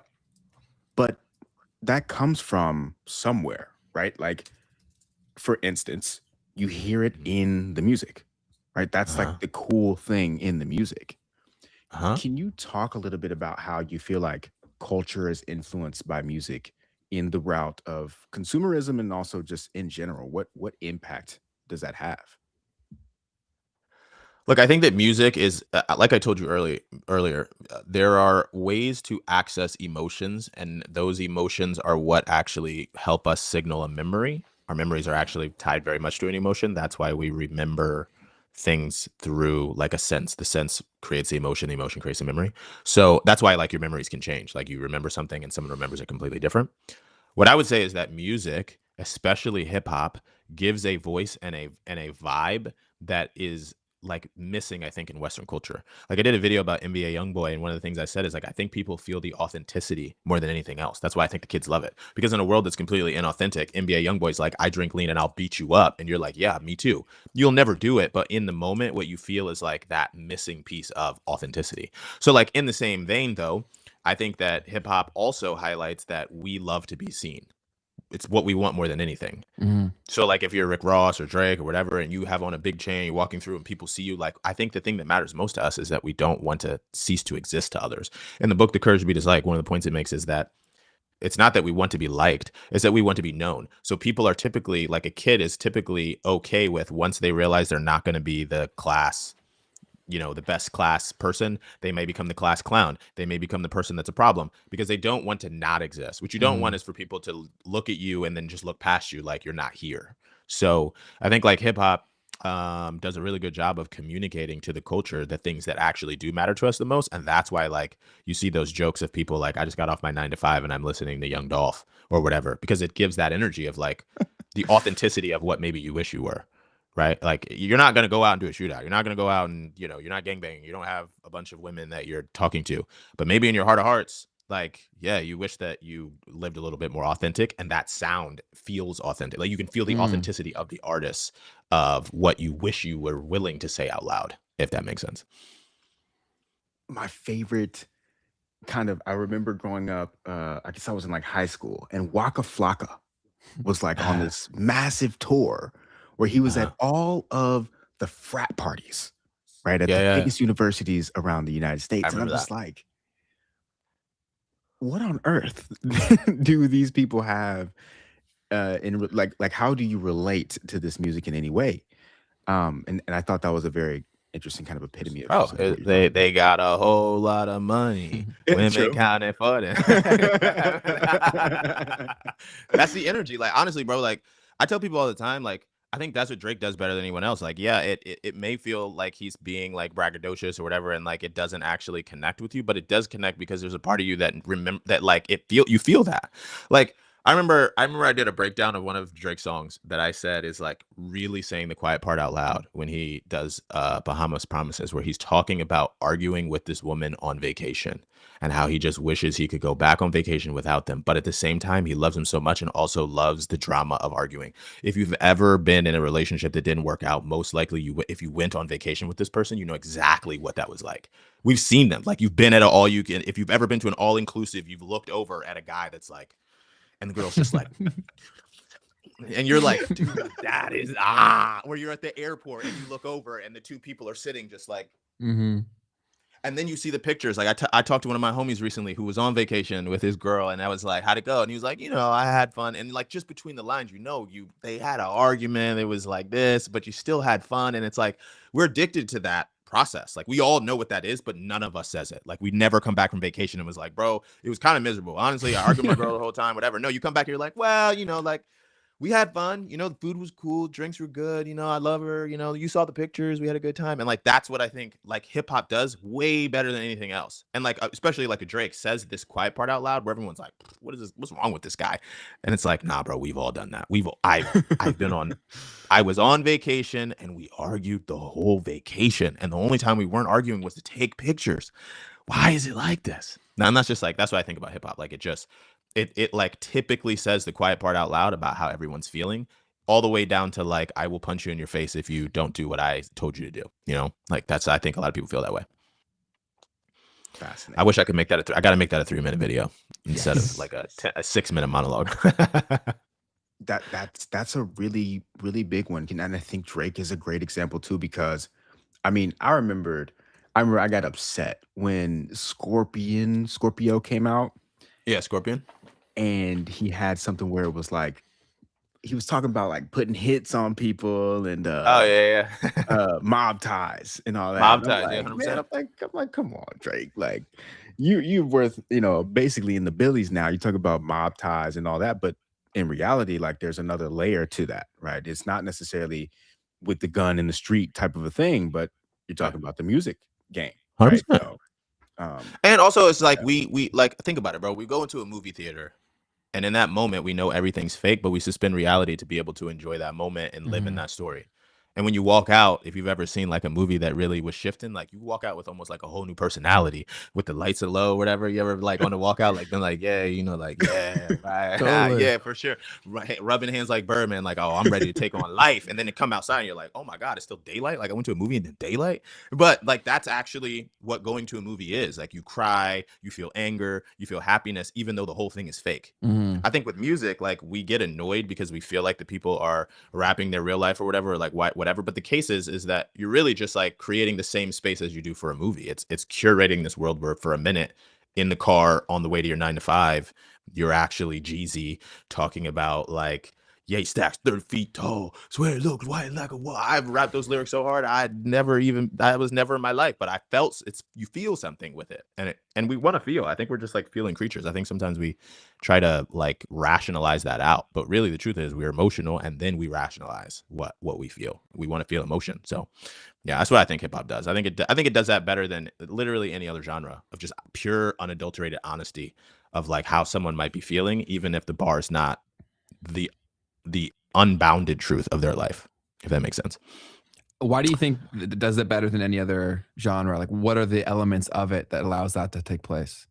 Because I think it was built out of the rejection of the reality that people wanted to be a part of. So if you think about hip hop from the beginning, it was people talking about drug dealing and like trying to make it work from the outside of what society was. But if you think about it, it is a reflection of what happens sometimes at like the highest levels of like companies or something, right? Like, Yes. I did a video that was like a juxtaposition of Frank White and the Sackler family with Xanax, like, or not Xanax, with Oxycontin. Like Oxycontin hit us like a wave in Loudoun County where I grew up. Like everybody knew somebody's mom who was like drinking a glass of wine and popping oxys or whatever, like at the joint. When I was in college, and from 2010 to 2014, people would do like Xans and drink and like party. Like that was a thing. But then like you look at these other people doing drugs and you're like, oh, like weed's bad, or this is bad when I was in college. But it's like, popping a Xan and drinking was not bad. It's a reflection. So then when you rap about like popping Xans or drinking lean or smoking weed or whatever, there is some reflection to society all the way up to the top where like, I've been in some spaces where I'm like, y'all are doing drugs here? Like, this is nuts. I'm out. But like, but also you're like, oh, that's a bad thing to do. But like country music doesn't typically capture that same way. Pop doesn't, talk about that the same way. It's typically like hip hop or R&B that is a reflection, I think, of society, like a mirror, and a mirror is typically flipped. So, it's like, it's not exactly the same, but it is like it captures that energy, if that makes sense. So that makes total sense. And we brought up Drake, so I want to ask you some specific questions on him because yeah, I grew up a big Drake fan. I still like his music a lot. The one thing I don't love that he does is pushing gambling a fair amount. What are your thoughts on that? I just think the gambling game is like that's some late stage capitalism right now, bro. Yeah. Like that's a guaranteed super bag. So I think like, why does he need that though? I think it's just like I don't know that it's about need. It's just about what you want to do. I mean, I don't know Drake at all, but like everyone's getting a gambling bag. It's not just Drake. Like you think about like I look at the parallel. I cannot watch a sports thing without some parlay from somebody. Look at the Blake Griffin parlay. Charles Barkley. Who do you think? Over or under? The thing comes on. It's happy hour. Download the app right now and get $5 from the NBA. Like right now, we're just at a point. I did a video about this where I said, like, I think that Western culture thinks that it has some level of agency, and most people do not. Most people do not actually have I don't know who it is, but like I think for most people, you need to create a space where you do things. And I think there's a reason why we did it that way. So like Vegas, Atlantic City, like you had to get in your car and go to a place, or you had to have a guy to be able to hit this parlay. So you had to like know someone. Now it's like, now that it's available on an app download, whenever it just becomes normal, people just can't, like, it's too much, bro. Like and so again, now the point is, what's the easiest bag to get? If you have people that are watching something, can you convince them to download and buy? And then once they're in, as all of those gambling companies know, there's a good chance that person might spend tens of thousands of dollars, which is why everyone's getting a pack. So, for Drake, I just like, I mean, I don't know him, so I'll ask him about it, like why you do steak if I ever meet him. But Yeah. It's like everyone's doing, but it's like, it's a bag that like everyone who is famous right now seems to be getting, especially in sports. Like that's like the biggest one, I would say. Oh, it's absurdly prevalent. My whole thing is just like, for me, that seems like a lame excuse. So everyone's doing it, so I'm gonna do it too.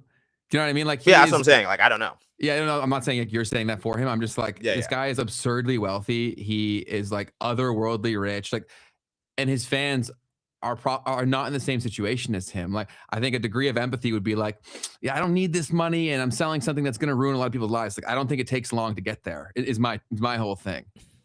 That's true. I mean, look, if I ever meet him, I'll definitely ask, and I'll run it back and tell you. But like, 100%. Like, I make a lot of content, so maybe one day he'll call and be like, "What's up?" And it'll be it's one of my top 5 questions, like, why steak? But on the flip side, like right now, I just think a lot of people feel abdicated from like, I feel like most people right now who are working in gambling or marketing gambling feel a level of separation. There's this idea, I can't remember the exact guy's name. I have way too many philosophers in my head. So if you put into AI or you Google it, there's this concept of when people feel like they're doing a job, they become separated from the belief of the outcome. So there was an experiment that was done where they basically said, hey, you guys are wardens and you guys are criminals. And the wardens super mistreated people because, I'm a warden. And then on the other side, there was one where people could shock someone and they increased the shocking, and they actually shock some people to death because they just like, again, feel a degree of separation when it's a job. So again, like that's where I said earlier, late stage capitalism, BlackRock, whatever, all these different things. I think people, once they feel like they're in a job role, they just suddenly are like, yeah, I mean, I'm not really, that's what I do. Yeah, I'm just doing my job. Like, it is what it is. I can't tell people to gamble their whole life away. I didn't say that. All I did was an ad, I didn't say to go have a problem. Look, at the bottom of the ad, it says, if you have a problem, call this number. Like, I told you what to do. So yeah, that's my thought process on it right now. That's totally fair. Go ahead. Very interesting. I mean, I do feel like there's a difference when it's a job that maybe it's just a mindset thing, right? Because there's a difference between a job when I need to work, honestly, right? Like, whereas if I don't, like Drake doesn't need to make another record, for instance, for the rest of his life, even if that's what he loves, he doesn't have to make another record. So it's like, just as an example, right? Because he's probably the most obvious person that we could point to and say, this dude is literally practically a billionaire. That has nothing to do with that. He has nothing to do with gambling. So how does it come to be to where he could start a million different businesses? He could invest in hundreds of thousands of different companies and make way higher returns than he's getting for the reputation loss, potentially even from promoting these gambling sites. So is it really just, I don't care about anybody, I'm just going to click the button and make money?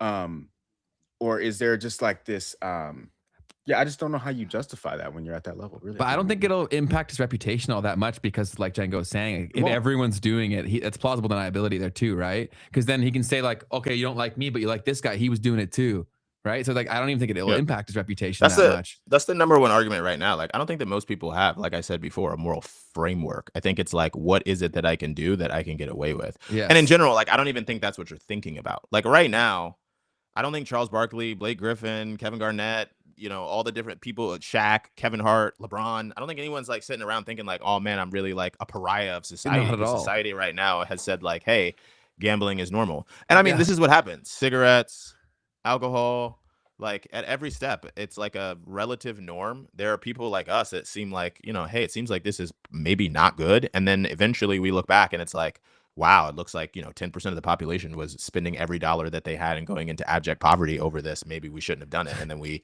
make new laws. And then, after a couple decades, people wake up and they're like, why can we only gamble in Vegas? We should make a new law. These people are idiots. And then you just do the same thing over again. So it's just a cycle, I feel like, personally. They're also so immune to the actual pain of it, right? Because all their peers, even if they have a gambling problem, they probably have enough excess where it doesn't actually matter for them. So I don't think they're seeing it really. Look, I'm not, again, the point of perspective for all of my content, as well as my book, They Lied to You, is to highlight a story that you can potentially learn from looking at others. Like, that's what stories were about up until Disney, basically. It was like, what is the story that we can teach about the culture we're in? Now we live in a culture where the stories are all about who's good, who's bad, and demonizing someone so that my side is good. And my point of perspective is like, what can we learn from the scenario? In this scenario, it just seems like, hey, why would Drake be doing this with all this money? The story I can feel is from the philosopher who talks about jobs. Once someone feels like they're just doing a job as a concept, even if you don't need a job, what is the concept of a job? Like, the concept of a job in your head is I make money doing something. Okay, well, like maybe it was a deal that, it's amazing. It was, hundreds of millions. I don't know what it is. So like, then now the question is, when I get the opportunity, like I did a video where I said, if you see me gambling on my page, I'm a clone. And people were like, why are you saying that? I'm like, because I just need y'all to know, like, there's no world where I will ever be gambling on my page. So if you ever see me doing something and I, hit a button and I'm like, oh, did I hit? You know that they got me. I'm going. That's the story. That's what I taught myself about. That's good, man. That's really good. We got some good comments here that I'll throw up that are from the chat. So Matthew said, where is it here? That Drake also personally likes to gamble. So I'm sure, again, like, like that makes sense. Branding wise, I'm sure it makes sense. I just think they haven't, much like you said, they're not even really thinking about it. Yeah, like Dana White. Like Dana White loves to gamble too. So much. That could 100%. And then he said, this person says, people gamble. Gambling is normal. It's like, well, what does that mean? Right. And so I think what we're talking about here is that I'm not saying that anything's inherently evil. If you want to gamble, go ahead. I just think that the access to it is the problem. Much like you said, there's no friction anymore. Like when people want to go to Vegas, they planned around this thing. They knew what they were getting into. They knew they were lighting money on fire. Now you can light like little bits of money on fire every single day. So it's not the same kind of thing. I think that's exactly it. It's the access to the tools, not the thing itself. And it's also like a level of gamification. We're not gambling everywhere. It's like I saw a thing recently that was like a lot of people have been gambling their whole life and they don't even realize it. And then they started showing like mystery boxes and video games and all these others. Like if you look at a lot of the gambling apps, the games aren't like slots or blackjack. A lot of them are like, you're just like playing, you're like watching someone play Happy Bird and you 10x that they're going to get to a certain point, or like with some of the apps where you can gamble on anything. What's the one like not Klarna? What is there's the one right now where like you could gamble like what's going to happen in the Middle East right now. Like that's not, we're not doing Polymarket. Like we're not gambling as in like, oh, I'm playing a card game and I'm playing blackjack. Like you're gambling on like whether or not we're going to invade a place. Like that's a gamble you can pick up. So that's like I'm telling people like this is also, we're not doing this is gone beyond gambling. Like this is now a concept of gambling on all aspects of life. And you're looking at a Polymarket of like, will Django say X on a podcast? Will someone pick up this gamble? It's like that is not we're in a kind of a weird spot with I don't even think it's really gambling anymore. I think it's almost like culture. It's just something else. I don't know what the word is. I say this about a lot of things. Things typically start at an idea and then eventually that idea evolves beyond the word, but we typically don't have a word beyond that. The point I've been making is like gambling as a concept that I understood growing up is not what exists now. It is not. It is like they're not even calling it gambling. They're calling it like futures for Polymarket, right? Well, so it's like, what did we call it, Keith? What's that guy? There's information markets, information trading. Information trading is what they call it. Right. Yep. Mention markets for when you're talking about whether someone will say something. Yeah. Right. Crazy amounts of vocabulary being created around it. It's fascinating. Yeah, it's the mental gymnastics is quite impressive. But there's a degree of truth to what Maria's saying here, is that even the stock market is a gamble. Like everything that you're doing, there's a degree of risk to it. I just think that the nefarious part about the gambling stuff is that people, like, they realize they can't win, but they don't actually realize that they can't win. Yeah. This is the difference too. So this is very basics of statistics is called expected value. Okay. So whether or not you're actually going to win over time is what it comes down to. And with the stock market, historically, yes, you're going to win over time. Okay. Now, the difference, if you're trading in the market, that changes the expected value of this, which, by the way, your win rate, and then you take that and you also take into account how much you win when you win versus how much you lose when you lose. And this is how you get expected value. And so in a gambling platform, the whole reason they exist, okay, the whole reason that Vegas exists is because the odds are not in your favor. Your house always wins. Your expected value is negative. That's what their business model is. Now, when you look at one of the things that is unique about the information markets, I don't know if the Polymarket types of things, is that you don't necessarily have that. You don't necessarily have to have negative expected value. It's not inherently built into their business model because of the fact that they actually get paid off of, they're not your counterparty. Okay, your counterparty is the other player, right? So that is the one thing that is different about this. And this is the argument that's happening between the two industries at the moment is you've got the gaming people saying, oh, well, these things are unregulated, same way that the banks are coming at stable coins. It's the same type of a thing. But what's happening here is that the Polymarket people are saying, well, yeah, but we don't even bet against our customers. You guys actually bet against, right, everyone that's using your platform. So your incentive is for them to lose. That's your entire business model. That's a fair point. It is. Yeah. It is. It's fascinating to see it play out. I got to jump here, but I just wanted to add something that I think is really interesting. Human beings believe that as we get more information, we make better decisions, but the science and the math actually shows us the opposite. So you think about, like, we know more about food, mental health, gambling, all these different things than ever, and human beings are having a harder and harder and harder time to make the right choice. And it's like funny how that works, right? Like, you would think as our rational selves that we would be able to make better decisions as people give us more options and as people, kind of show things. And in truth, what ends up happening is that it's actually easier to control you as I show you more options, because I can actually tie all this mix of options that you don't really want to take the time on to make you feel the illusion of choice, like we talked about earlier with, like, cereal. There's 100 items here, but I actually am driving you towards these few. And because you don't understand how your brain functions, you don't realize that you chose something because I wanted you to choose it. It reminds me of that movie with Will Smith and Margot, when the whole day they were setting bro up and then he said the number and they got it right because he had been primed the whole day. Like, that's our entire lives. A lot of us don't know that. And so when it comes to the gambling, when it comes to the food, when it comes to even, like, now with the stock market, the vast majority of people are losing money on Robinhood or all these other tools as they get more information, because having more information doesn't actually make you smarter. Like, the best thing that you could be doing is just putting your money in the S&P 500 and just let it do the 7% year over year. You almost never win over 30 in comparison to that. So the thing, and that's, again, back to my book of They Lied to You. Like, the whole premise I'm trying to get to people is, like, you were told that you have agency in part so that you could then have your agency stolen by accident. Like, you didn't even realize that. Like, that's actually what is going on for most people. It's what went on for me. As long as I believed that I had all the answers and that I could choose, I was actually being primed in a direction without knowing it, because I'm like, I am the captain of my soul, as I made the exact decision that everyone wanted me to make, to buy the sneak, to buy more clothes, to buy the next phone, to, like, whatever. I don't even, like, why was I doing any of this? And I look back and I'm like, well, I'll rationalize it. I did it because I wanted to. But, it's just it's like a very interesting concept of, like, for instance, with the gambling, it's like everybody knows the risk. It doesn't matter that you know the risk. It's actually antithetical. Knowing the risk actually typically makes people make even worse decisions, which is wild. But it's like, that's just the truth of the matter.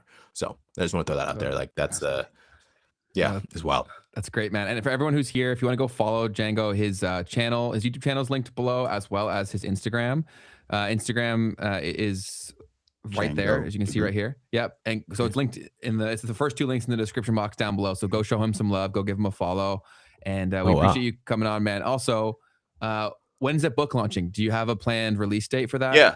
The book is available for pre-order. If you click that django.pop.site, you can get the book on Amazon. It comes out in July. I'm just kind of doing a tour. I'm going to be in London in a couple of weeks, and then I'm going to be doing some traveling, just kind of doing, like, happy hours and talking about the book. So yeah, that's to download the book for free. If you scroll down, you'll actually see the book right there. Yeah, They Lied to You. And yeah, if you go to Amazon, you can get it right now or pre-order it right now. Sweet, man. Bang. Awesome. Well, thank you so much, Django. We had a pleasure chopping it up with you, man. And we definitely hope to have you on again soon. Hold on. I got to get some books from you. What are the books? Oh, yeah. that you think people Well, should I read? have a book called I Hope You Wake Up, and I'll definitely send you one just because, you know, I feel like it's great to meet you guys, and I'll definitely send you both one. So that's my book, I Hope You Wake Up. It was the first book I wrote. I would say I would actually go more authors. So like Alan Watts Okay. is an author that really Okay. changed my life.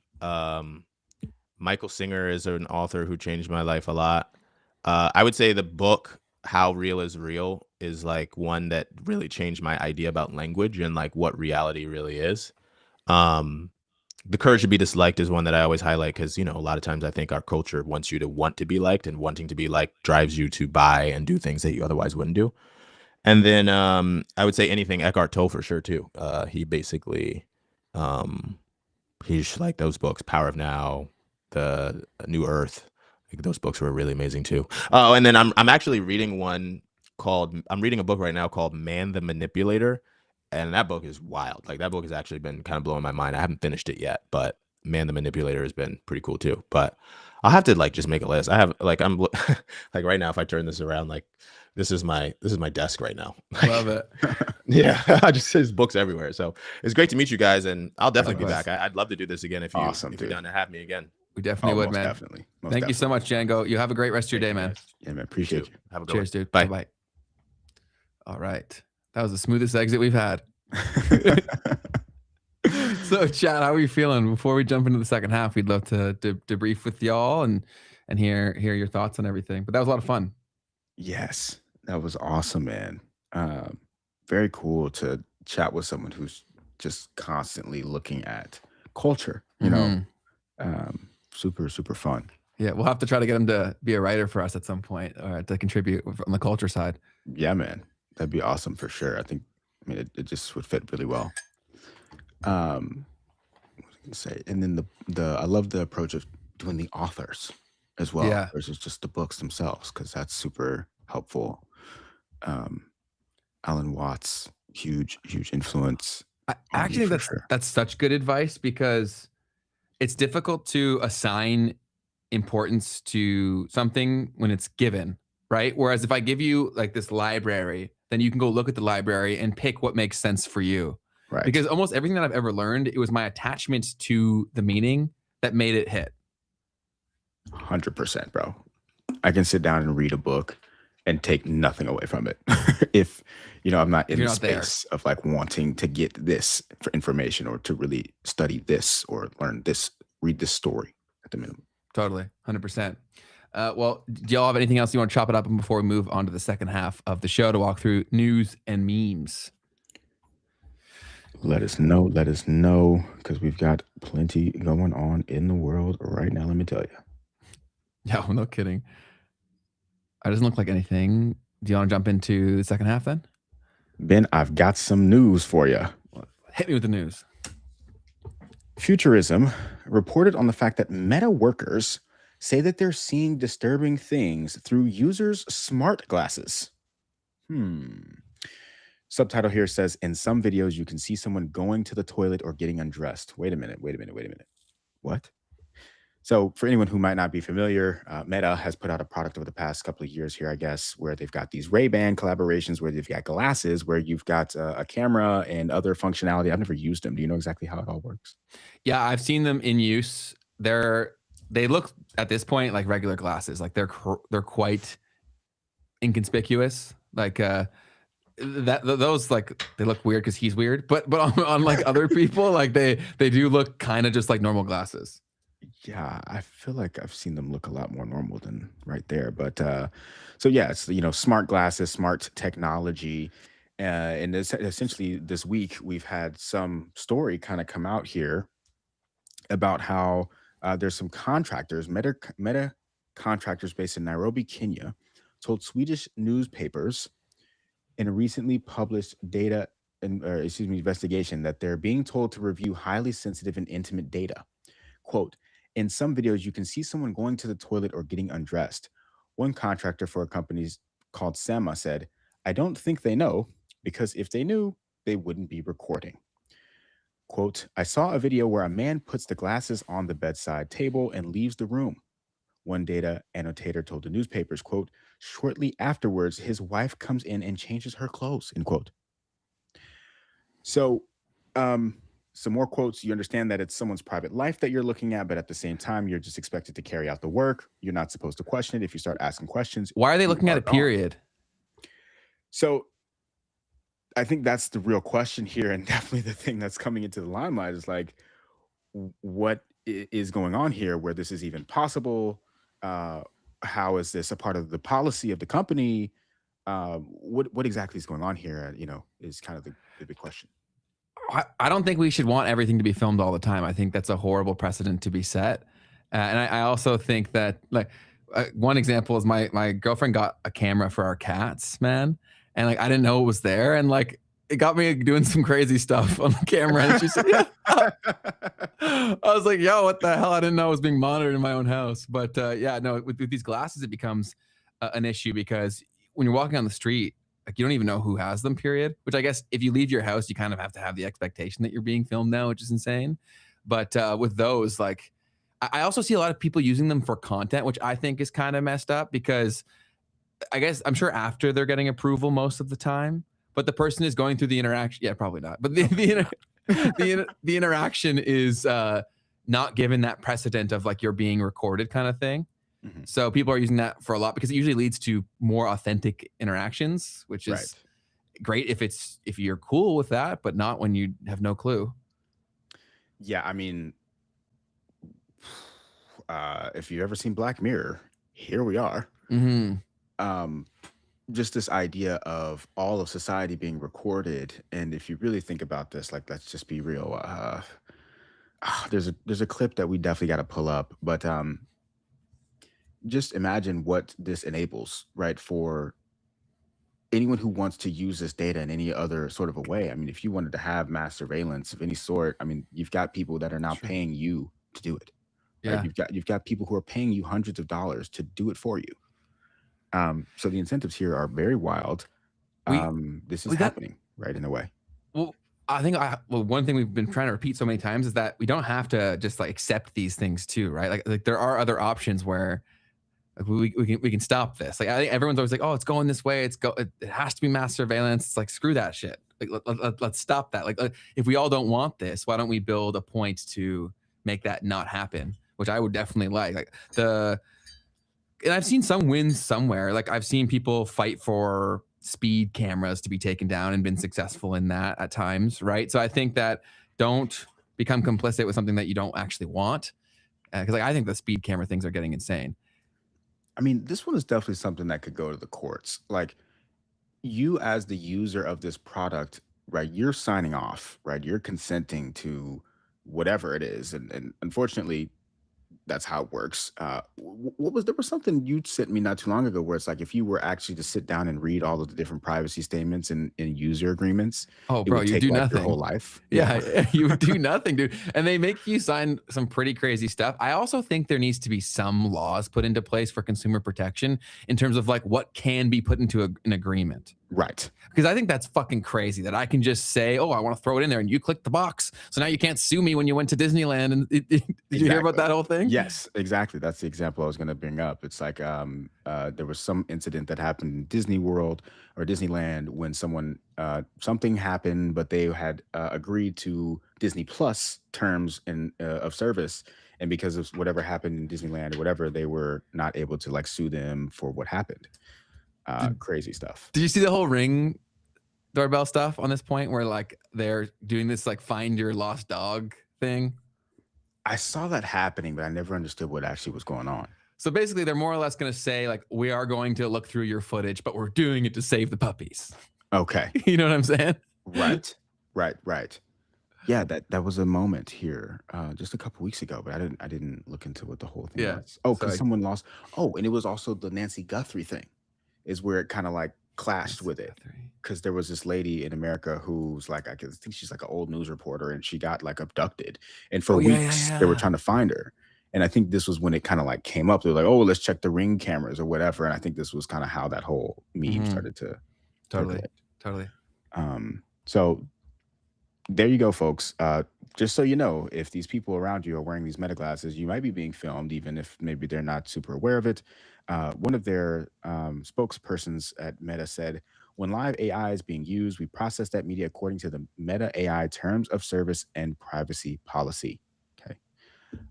So, you've got other people that are signing away your rights at the moment.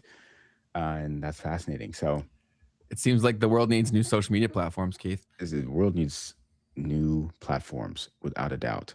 And that's possible, guys. Like, well, for optimism point of view, is that if you really break down like why things are so messed up, a lot of it has to do with centralization.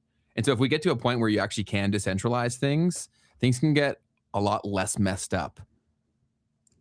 Yes. And to touch on kind of some of how and why, the problem that comes up with a centralized company or any company, right, is that you've got the centralization of the actual the resources that are needed to make the product happen. Okay. So for instance, you can't really have Meta without the massive amount of data centers that they have or that they're using from Amazon or whatever. And so what happens is when you decentralize things is you can have a network of people that have made the investment to buy their own sort of data infrastructure, their data center infrastructure. And when you've got that happening at scale across different places, you get benefits from this. For one, now there's no central place of failure. If someone wanted to, for instance, what happened in the UAE, if someone bombs a data center, it's not going to cut off the entire service. Why? Because there's thousands of different choke points across the entire globe. So that's one benefit of decentralization, besides all of the other social things that come out of the fact that everyone else has to agree to use these systems the way that they've been designed to be used.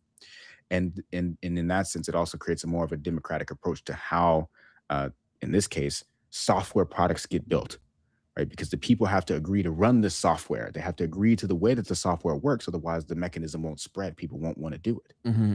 So hopefully No, that kind of paints the picture a little bit. Thank you for doing that, because I think that we assume a lot of knowledge too much, and so if I ever am doing that, please always chime in with that. And when you think about that, how many times have you guys heard of things being suppressed? Like, look at our episode that we had on Tuesday with someone who's dealt with a lot of that, right? Or people like losing access to their accounts entirely. That's a very frequent thing. That's becoming very, very big because people are kind of at the point where they're just going for it. They're kind of saying whatever at this point because the world is so messed up. And so these platforms are flexing their muscles, but I do think it is screwing themselves. Because a lot of times we talked about this recently where I was like, okay, and I said this, so I'll say it out loud. Like, whenever this happens and people get censored, they don't they go and try to build their own Patreon. They don't go try to build their own YouTube. I think that these platforms have pushed people to where we're going to go try to build a YouTube. Do you know what I'm saying? And then that changes the dynamics completely because we've never in history had decentralized access to media. That's never happened. Nope. That's literally never happened. And I want you to actually, like, if you take something from this, like, chew on this. We've never had that.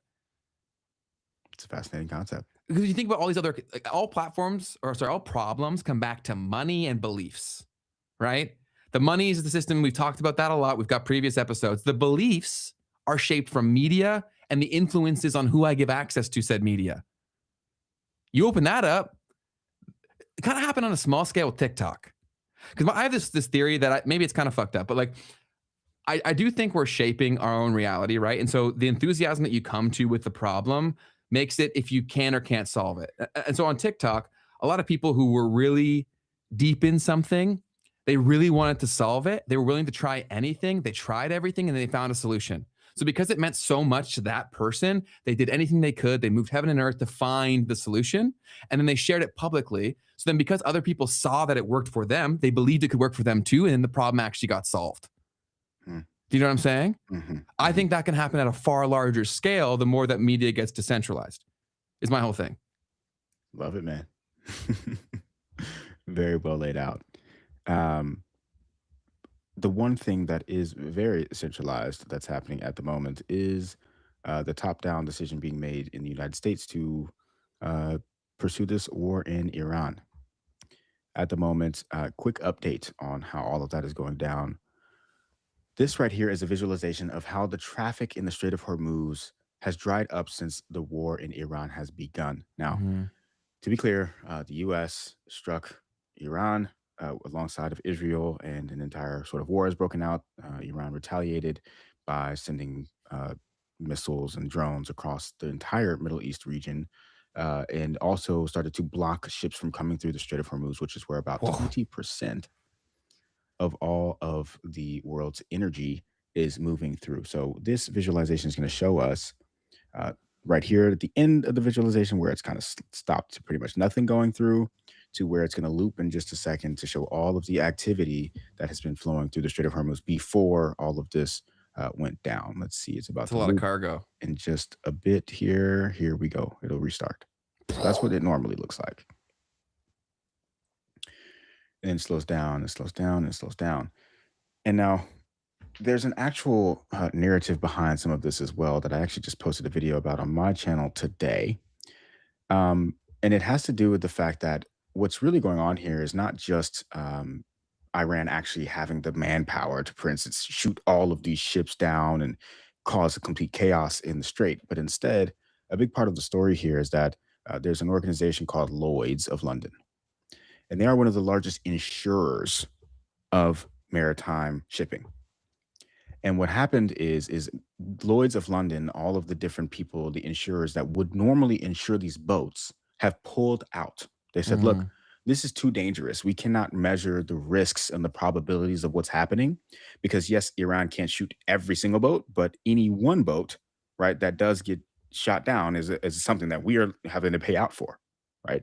So in that case, we just need to pull it and we're not going to even participate in this. And so that has pretty much been the real reason, potentially, why there's been a halt in what's been happening here. And so this has actually prompted a response from the United States of America over the past couple of days. So Trump basically said that he would insure ships that are coming through the entire Persian Gulf, and not only insure them, but he would also have the U.S. Navy guide them through and protect ships as they go through.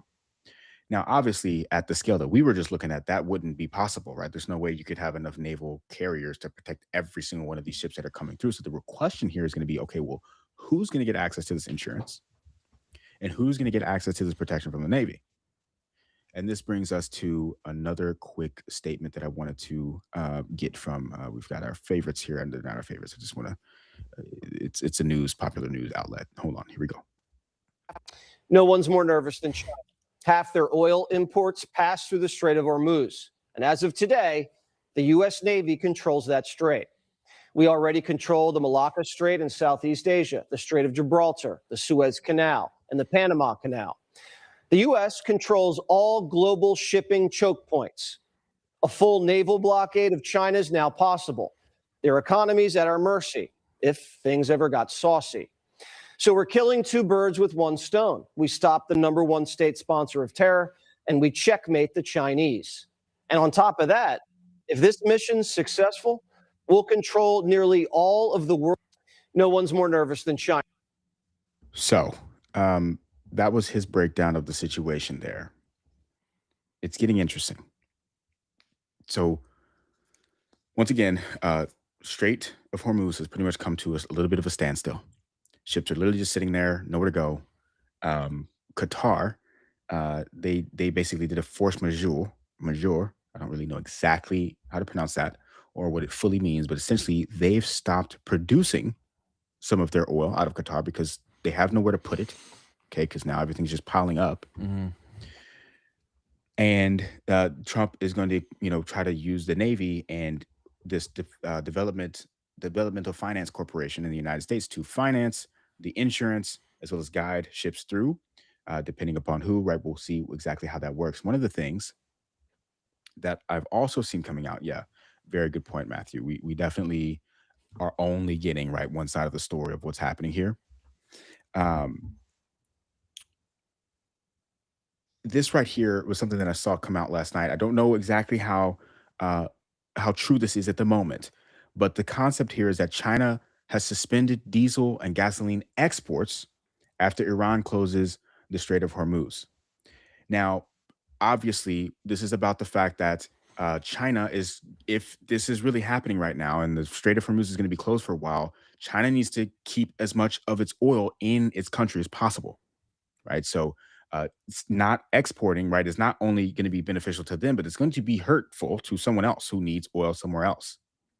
So this whole house of cards here is about to get crazy. I saw reports that in Asia in general, right, because I think it's like 80% of the oil that's coming out of the Strait of Hormuz is going to Asia, there are countries that are basically only going to have so many days left that they can go without having oil that they're importing from the Strait of Hormuz. So now, listen, I'm not an expert in this per se, but when you look at the numbers, Japan gets 90% of its oil from the Strait of Hormuz. That wouldn't be surprising, right? That it might only be days before this starts to have a massive impact on the rest of the world. So very, very interesting situation right now. It doesn't look like it. It seems like this is only a war that's happening in the Middle East, but this is very quickly going to start to spill over into the rest of the world. Now, anything you want to say? No, it's yeah, very potentially serious problem. I'm always very curious, much like Matthew said, to see like we're getting a story fed to us, right? So that's the whole thing that I always try to keep a pulse on, is that when it is a story and none of us can see, everyone's going to be telling you the best story that benefits them the most, right? So I think that's a very good point that Matthew made. We're try to source sources from all over the place, because with something this high stakes, the need for propaganda is at an all-time high. No doubt, no doubt. Quickly, one of the things that we did also see is that jet fuel in Singapore is starting to surge up to highs. Okay, so we're starting to see a little bit of the clapback from some of this. I'm almost done talking about this. We'll move forward in just a second. There's a couple other things that I want to touch on. Iran strikes also have put Dubai's real estate potentially in a little bit of a pause. Okay. There's been a lot of memes about this on Twitter, about the fact that you've got a bunch of influencers that are hanging out in places like Dubai, thinking that, obviously that not expecting rather that anything crazy would ever happen like this. But it is happening, and this is having an impact on their real estate market, and probably will for many, many years moving forward. As if anyone didn't know, there was a couple of incidents that have happened in the United Arab Emirates and in Dubai specifically. I think some debris, I think, came down and hit a building in Dubai, and so that has been definitely causing some panic as well as fear in the area. Last thing, another piece of this that has not been covered very much that I just saw is that water is actually one of the biggest things that could also be a problem for the Middle East throughout all of this. Oh yeah. So I had never heard this. I didn't really know this, but Yeah, they don't have water, man. they have no water. So all of the water in the Middle East is essentially coming from, means they're taking water from the sea, taking the salt out of it, and then that is the water that they're using. And well, that's going to be a very centralized process where there's only a few different places that this is being done at. And what people are speculating on here is that Iran might start to target these desalination plants. And if they did that, there wouldn't really be any water throughout all of this entire region if they did it in a certain kind of way. So that to me, I mean, these are deserts, right? So it's there's no natural water around. I thought to myself, I was like, that would be a really big problem, because like, how do you even fix that once it happens? You know what I'm saying? Like, how long would it take? Humans need water. Like they really need water. Yeah, so that'll be an interesting thing to follow. I do, from a market standpoint, like the people stuff is way more important than any of the market stuff. But from a market standpoint, I think all of this will push people to crypto, because if any of these choke points lead to a civilization collapsing, their currency becomes worthless, right? So I think out of that fear, I think a lot of people will try to find some sort of safe haven assets on a global scale. What else does that? Well, I think there actually has been a response in that regard within Iran itself. There was Iranians increasing self-custody Bitcoin reserves amid the Iran-Israel war. And there was some data that people were doing looking at the Bitcoin outflows that stalled during their internet blackout. And then I guess how, I'm not actually sure exactly what this chart is, but this entire report here kind of talks about how Bitcoin becomes the financial lifeboat for Iranian citizens. I believe I saw some things about stable coins as well being used in this sort of a time. You also have the fact that this country is dealing with massive hyperinflation of their currency and the value of the Iranian rial declining over the past few months and years.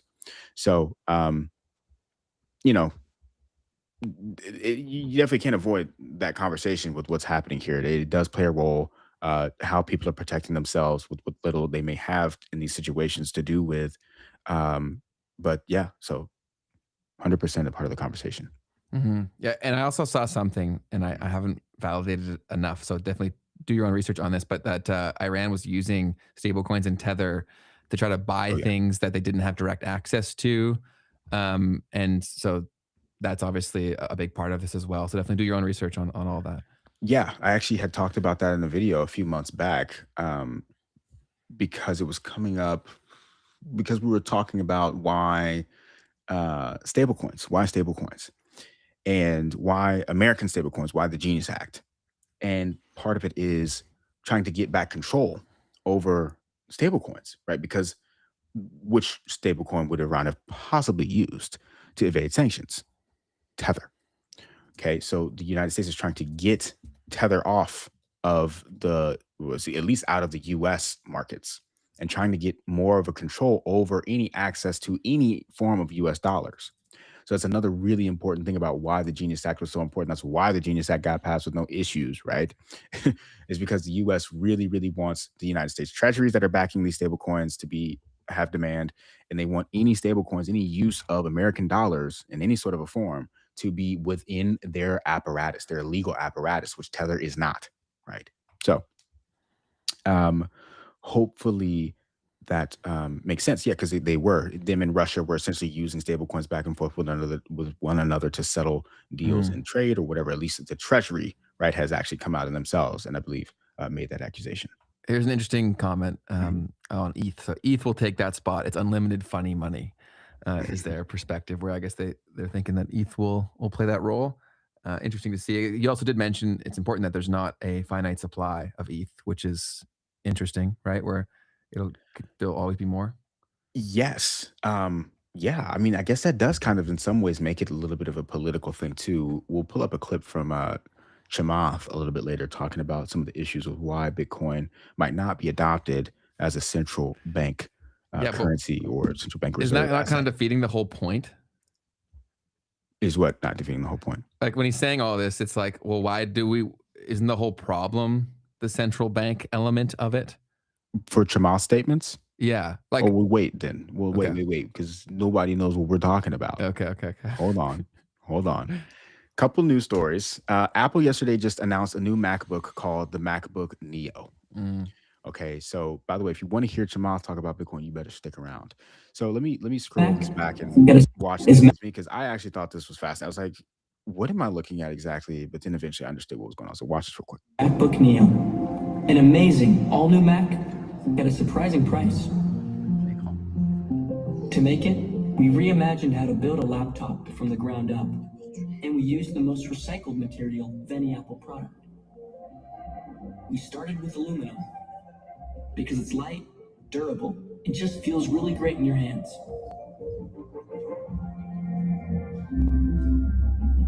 MacBook Neo has a stunning 13-inch liquid retina display for vivid images and sharp details.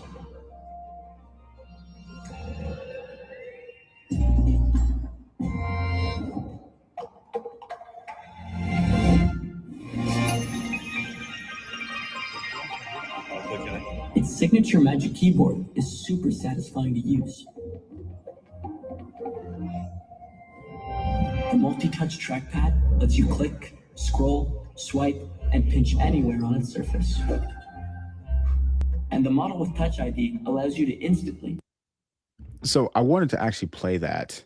Ben, what was your first reaction to what you saw there? From which angle? Like the why they did this, the video? Don't even think about it. What's coming to your mind? I think it's super funny how this to me is more an expression of their market dominance for when they do something they should have done all along and they're like praised for it. Do you know what I'm saying? Interesting. It's like this product should have existed for like a decade, but they knew they didn't have to make it because people had money. Now we're all poor.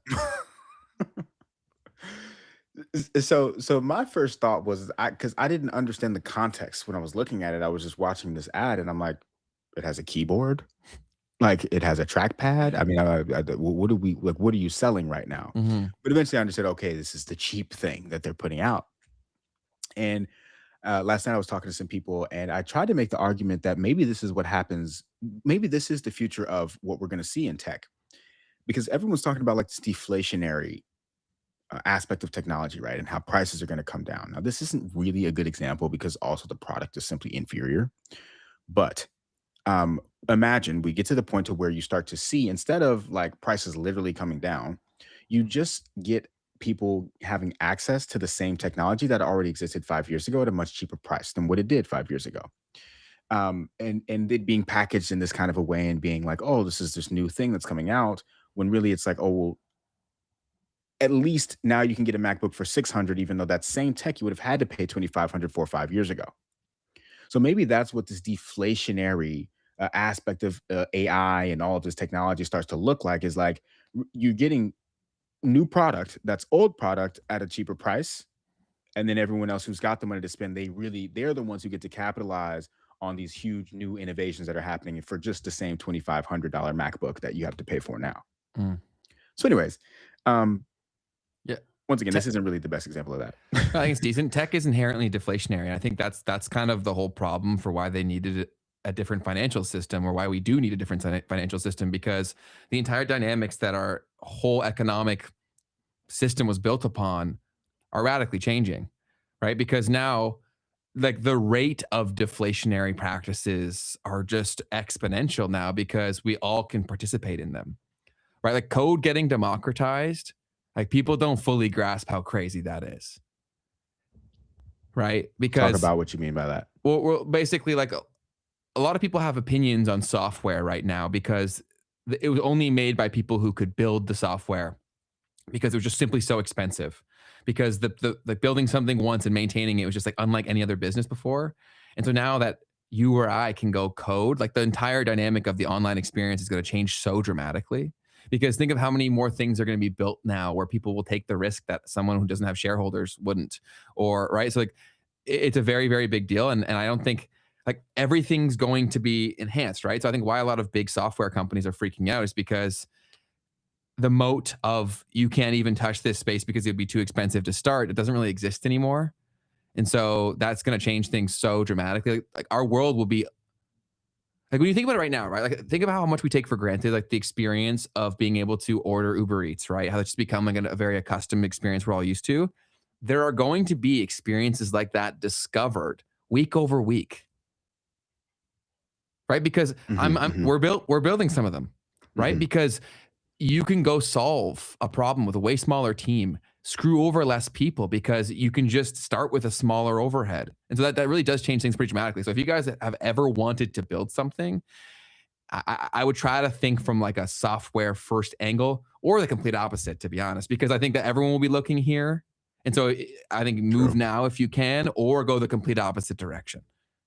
Yeah. And the cool thing here is that I think some of what you're also illuminating is like, if you care about something, right, this is by far the best time to go out and find or create a business around that thing that you care about. Totally. Whether it's games, whether it's like music, whatever it is, there are massive problems. And sometimes, ironically, like the problem is your competitor, right? And I don't mean like they can beat you. I mean like they've made the industry shit.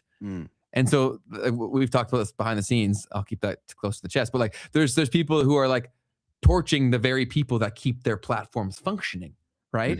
And so now the thing that you thought was impossible to take on, the people that are using it every day are begging for a life raft to go elsewhere. So there's opportunities everywhere. No doubt. No doubt. And eventually what's going to happen here is the consumer behavior is going to get more accustomed to like, oh, I can download this thing that's going to solve this very specific problem for me. Yes. And I might be people willing to pay for it. Totally. And people are thinking that like AI will build this stuff in real time. I actually saw a Naval tweet where he basically had said, where is it? He said something to do with gaming. Let me find it real quick. Because I was going to reply. I was like, I don't agree with you. But then I was like, oh, it's not worth the time. He's not even going to see it. Future games will be made for you on the fly, generating gameplay and content based on your micro engagement. So I don't know if I fully agree with that. Maybe for like story games, but then will the story be that immersive? I've not seen AI tell that compelling of stories yet. Maybe it'll continue to get better. But I also think that people like games because they know they're playing the same game as their friend too. So I'm curious to see how much there is demand for that. Because if every game is different, like you're basically living in a simulation at that point. That's Inception-like. That's making my mind go crazy. Because I was just recently listening to this like podcast where this guy was like talking about what is reality and whatever. And it's like there's obviously some objective reality, but then there's also some shared experience. Like there's also the fact that people rather are like projecting their experience onto you, right? So I'm trying to come up with a good example. The video game is a great example. Like imagine you're both actually playing the same game, but the world looks different. Or let's imagine in real life, you and I, we see colors. This is always the example that's given. We can all identify the same colors, but what if those colors are actually different? Like, yeah, you can see that that's blue and it's blue for me and you, but what if that blue is actually pink? But we wouldn't know because we're both just always seeing blue as pink, or I'm always seeing blue as pink and you're always seeing blue as blue. Yeah. You know, and then also, anyways. No, totally. And then also like language gets tied into that too. And if you want to go deeper on it, but yeah, that's it. It would be so interesting to see how all of these things develop. But you also like with a lot of the AI expansions that we're talking about, the realities that people are conceiving, like Naval is trying to project into the future. Even if the tech were to continue on its rate of trajectory, we've talked about the bottlenecks of real life things, right? Like policy being a problem, access to resources being a problem, energy, compute, like all these things will have a role in the progression of these technologies. And so if things don't get like solved soon, I don't know how, like in terms of the geopolitics of the world, like I feel like it's probably going to impact this sector. For sure. And Naval actually did do a whole talk about some of the stuff on his YouTube. It's called On Artificial Intelligence. And in here, he does make definitely the case to where basically AI will continue to create more demand for software. But anyway, just wanted people to see this. I haven't even fully watched it yet, but it's really always good to listen to what he has to say. Yeah, he's super interesting. So another news here is that we had Morgan Stanley come out and say that they're going to be firing 2,500 workers. So Morgan Stanley getting rid of some people. I also saw how like some of the big banks are like cutting down on their lunch allowance. What do they get, like a little bit of money for lunch every day or something? Yes, and it kind of, I think part of it is because like you're in New York and everything's expensive, kind of a thing. So I don't know if it was Morgan Stanley as well, but so Goldman Sachs actually upped its late night dinner budget to bankers for $35, also because they're there all the time, right? Because they're literally working, 12 hours a day. So anyways, interesting stuff happening in the banking sector, interesting stuff happening across the market. You're continuing to see these layoffs. If you guys got an idea, we say it every time, start moving today, because each time one of these people get fired, there's a lot of very highly competent people that have been trapped in a corporate job that are now going to be desperate, and they're going to try new things they would have never tried before. And so the competition will come from them. That's a really good point too. That's a really good point. The competition is going to get higher because they won't be able to get a job. Right? There won't be any to go around. So eventually the smartest person in the room is eventually going to realize, oh shit, I probably could have done this myself, but I was too afraid. And then they're going to go try. Wow. Yep. Next news item here is going to be something that I didn't see coming, but the New York Stock Exchange owner, which is ICE, a company called Intercontinental Exchange, they just valued the crypto exchange OKX at $25 billion in a new partnership. So they've made a strategic investment in OKX, and they plan to launch new tokenized stocks and crypto futures products. So the ICE is now acquiring OKX. I think that's a fascinating reality. We're seeing Wall Street go all in on this, even throughout these times, even throughout the bear market. If you've got the Intercontinental Exchange buying a cryptocurrency exchange, guys, This is the future. Okay, like it 100% is the future. They're not making big bets on things that aren't going to last. No, that's where obviously we have to be a lot more patient than we wanted to in crypto to see the kind of price appreciations we wanted, but like the story hasn't changed. It's still being built. People just don't believe it, because if everyone was brought here just simply by price going up, they think that things can't happen unless price is going up. 100%, man. All right, Ben, I've got some things that I need to get your reaction to. Let's see it. Today we've got Nikita Beer, who is the head of product at Twitter. He said, today we are revising our creator revenue sharing policies to maintain authenticity of content on timeline and prevent manipulation of the program. During times of war, it is critical that people have access to authentic information on the ground. With today's AI technologies, it's trivial to create content that can mislead people. Starting now, users who post AI-generated videos of an armed conflict without adding a disclosure that it was made with AI will be suspended from creator revenue sharing for 90 days.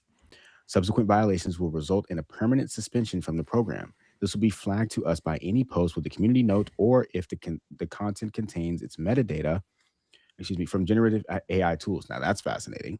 We will continue to refine our policies and product to ensure X can be trusted during these critical moments. What are your thoughts on that, Ben? If they can execute on it properly, I think that's a move in the right direction. We talked about this, was it last episode, where there was the fake bomb going on and the guy's like, I keep this up because people need to know there's bombing going on. It's like, we know that, dickhead. You know what I'm saying? You're trying to make some money. Yeah. So yeah, if they can, I'm always like, it's great in theory, and practice can sometimes be an issue, because who's enforcing this? I know that they do say briefly, but I'll wait and see how people get impacted by it. But I can't really see too much of a con there. Word, man. Yeah. I think it's fascinating that Nikita is so open with the community and continues to like talk and say what they're doing. You have to be, I think. And I also think that's the direction that the next wave of platforms will go, right? Where there's accountability. It feels like an open source project. Yes. Like he's actually telling people what they're doing. Totally. Yeah. And that's how it should be done, I think. And yeah, it'll lead to a better outcome when there are repercussions to just objectively bad behavior. 100%. I mean, what platforms were really doing this? Maybe they did it, but without the attention that he gets. I don't know. But people definitely engage with him and listen to what he's saying. All right. So next thing was Chamath. Everyone, so if you stuck around, you got what you waited for. Chamath Palihapitiya, early Facebook employee, investor kind of guy, early Uber investor, huge venture capitalist, multi-billionaire. He basically just dropped a massive warning against Bitcoin and says there's a structural flaw. So let me play this clip for you guys. Bitcoin, for the most part at this point, there's a structural failing in Bitcoin that I think people will need to come and wrap their heads around. The structural failing is that it is not. So if you think about like what is the value maximizing function right now for a crypto asset to be broadly adopted, it needs to have the features that allow a central bank to adopt it. And there are two things that it lacks. One is fungibility and two is privacy. And so Bitcoin fails on those two dimensions. So it can never be a structural holding of a central bank. Mm-hmm. And that simple thing will keep it in the realm of ETFs and humans. And does gold satisfy those conditions? Yeah. Fungibility, but not easily. Both. You have no idea how much the Bank of China owns. You don't know how many ounces they own. You don't know how many ounces I own. When there's a public ledger that says this address has this much, and you can't really trade it because you know the history and the provenance of that exact token. It's been used to buy this. It was transacted over here. It went to this wallet. That lack of fungibility and privacy is a huge deterrent for broad structural adoption. That's what you need to then add another 10x of market cap. Mm-hmm. So is there room for a different crypto asset that solves for the privacy and fungibility? Yeah. And are there projects right now? Yes, but they're very small scale. There's huge issues with them. Those are even more volatile. So Bitcoin's interesting. So, Ben, what are your initial thoughts on that right there? I've seen a lot of his older comments on Bitcoin. It seems like a little contrasting to what is there. But I'll also say, like, again, this is like, I guess they're using the whole number go up thing as like the reason for its existence, and I think that's kind of missing the plot, in my opinion. And maybe I'm too pie in the sky because I do understand that everything's very interconnected. But if everything is broken, like shouldn't there be changes to that? And not easy to achieve at all. I'm not I am aware of how hard it would be to change financial systems, but yeah, I don't know. He's talking a lot more now for sure. I'm seeing him post so much now. Well, yeah, I mean, he just started a YouTube channel. Yeah. So that was an interesting thing, right? He's been on YouTube through the All In podcast for quite some time, but he just started his YouTube channel 2 weeks ago. Mm-hmm. I actually saw that video, like his first video before it even started to take off. I guess they know that I like him. It's so funny. They're all trying to do that now. But this person said he's complaining that they don't get to hide their corruption ? So that's obviously where your mind would go right away. But there are also national security reasons for why that's dangerous, right? Because like any ability to track all these things can also potentially tell your adversaries, like you can typically put 2 and 2 together in terms of why the reserve would go up or down. You could probably infer what that's being spent on, and then that puts you at a disadvantage to your adversaries. But again, is that if we live in a big old war machine, if that war machine gets eliminated, like, is that still a problem? I don't know. I've not lived in that reality, so I can't speak on it. Yeah. The lack of fungibility piece, I think, is so interesting because that's a really nuanced part of the discussion that only, I don't know, you don't hear it being talked about a lot. But I don't know that it's actually that relevant. Like, why does it matter if the Bitcoin was used in some other way before? I mean, people don't care about that with physical dollars. Not at all. So that one's a weird one. But yeah, no, the privacy thing is a real concern, right? Like, but this is the perfect campaign, right? Like now the campaign is being had. Oh, it's started now, right? The whole partnership with Beast too, and that kids bank and everything. He's priming for something. Bitcoin is not the answer, is what they're trying to say. Bitcoin can't solve our problems, but this can because I own it. Exactly. So crazy that we're getting to that point. Now, I also wanted to touch on some other drama that's happened with Chamath. I love you, Chamath. I want you to come on the pod one day, but we got to have the real conversations at the same time. So he got into an exchange on Twitter here, and essentially, so Chamath in 2020, 2021 era, he did a bunch of SPACs, okay, special purpose acquisition companies, where he essentially sold people on investing into a company that didn't really fully exist. A SPAC is when you essentially take a company that's already public. All right, let me back up. You raise money, you take that money, and you basically use it to go out and buy a public company. And with that, you've got this idea of what you're going to do with this public company, right? And you're essentially merging it with a private company, which is what you've raised money for, to do some new business venture. So you've basically raised venture capital money, but now you can raise it from the public because you're doing it to go out and buy a public company. So now everyone gets access to private venture capital types of deals through these SPACs that happened. Everyone was doing a SPAC back then. Anyone who had influence was doing a SPAC. All of them went to basically zero, okay? Blank check companies, you just give the guy the money and figure out what they're going to do. There's a prospectus, but it's venture capital. And venture capital without much of a company actually in place, to be clear. Now, so here's the thing. So someone called him out. I need to actually find the OG tweet because it was deeper than this, and I'm going to do it real quick. But essentially, someone was calling Chamath out about this, and he decided to respond.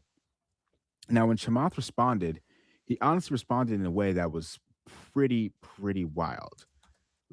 Oh man, I got to find this joint. Because I mean, it was ridiculous. Okay, so this guy, Evan Dranova, talked about how tech podcasts are so boring. He basically was coming at Chamath Palihapitiya. He said, no one cares what Chamath thinks about politics. They want to hear what happened with Social Capital and why he closed the fund. So he also had an actual venture capital fund called Social Capital that he closed down. So this guy's kind of calling it out.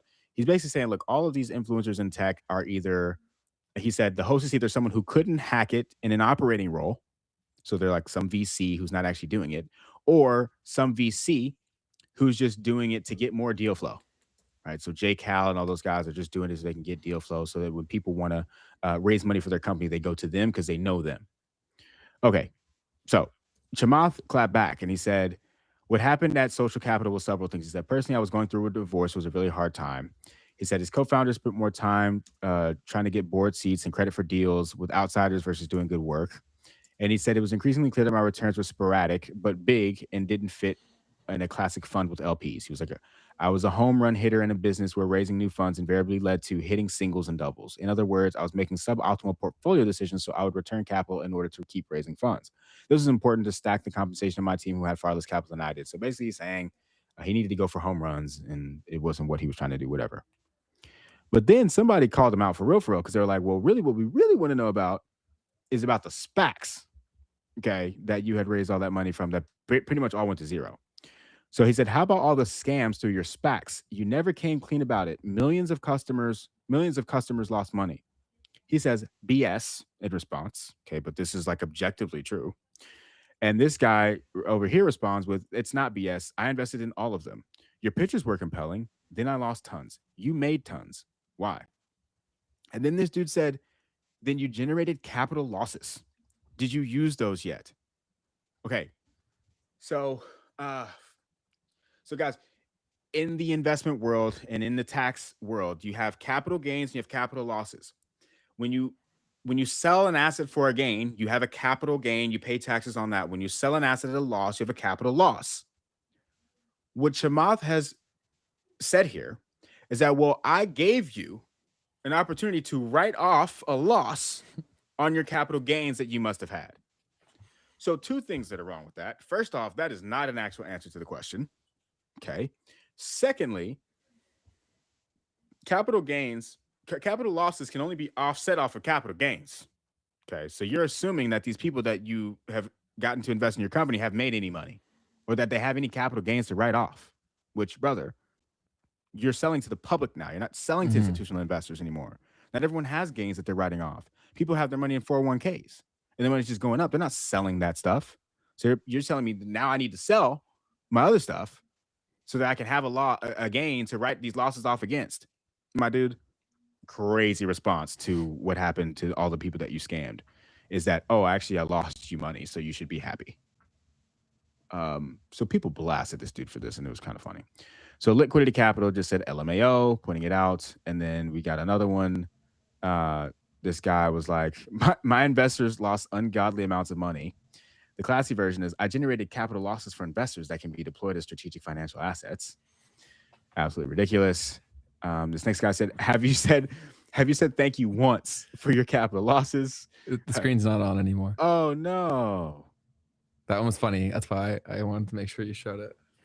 Have you said thank you once for your capital losses? Mocking the JD Vance incident a year and a half ago or whatever it was.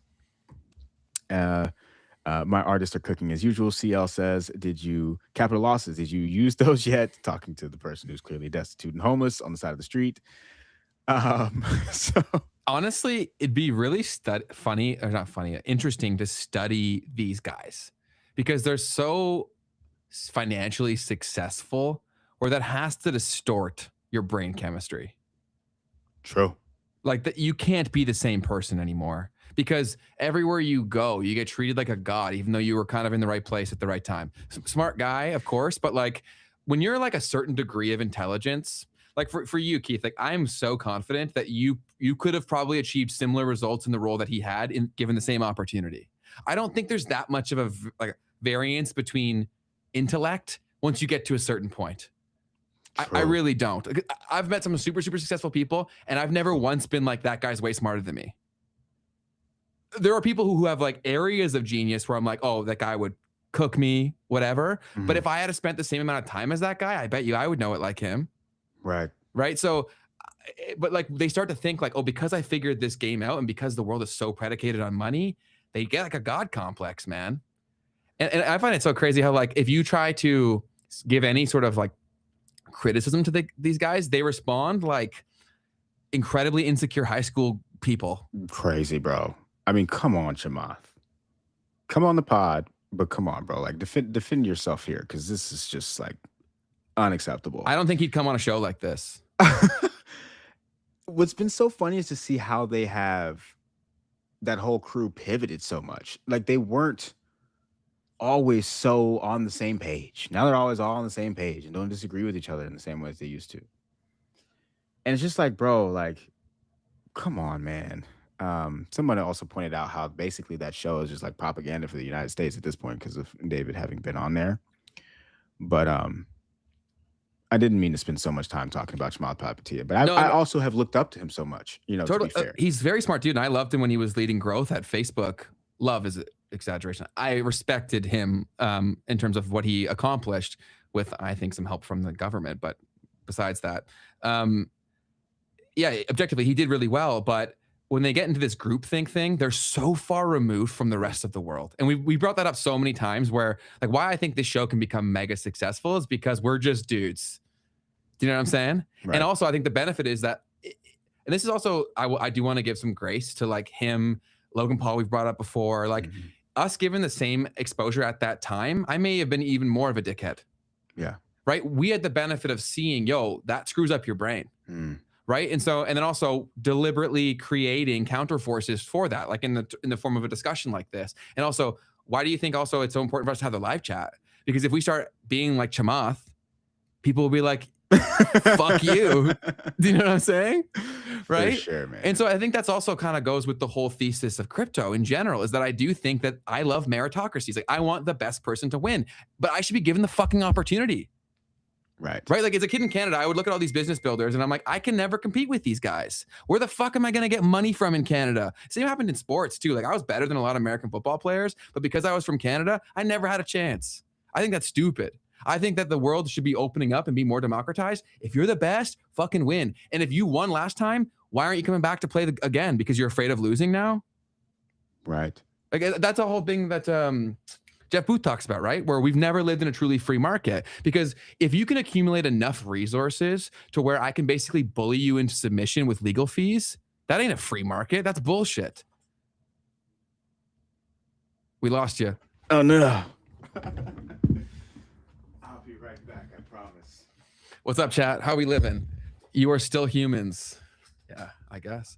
That's what we are for sure. Please don't change, you two. We'll change all the time, but hopefully in positive ways. And I'm sure you guys will grow along with us. You actually have eyeballs still.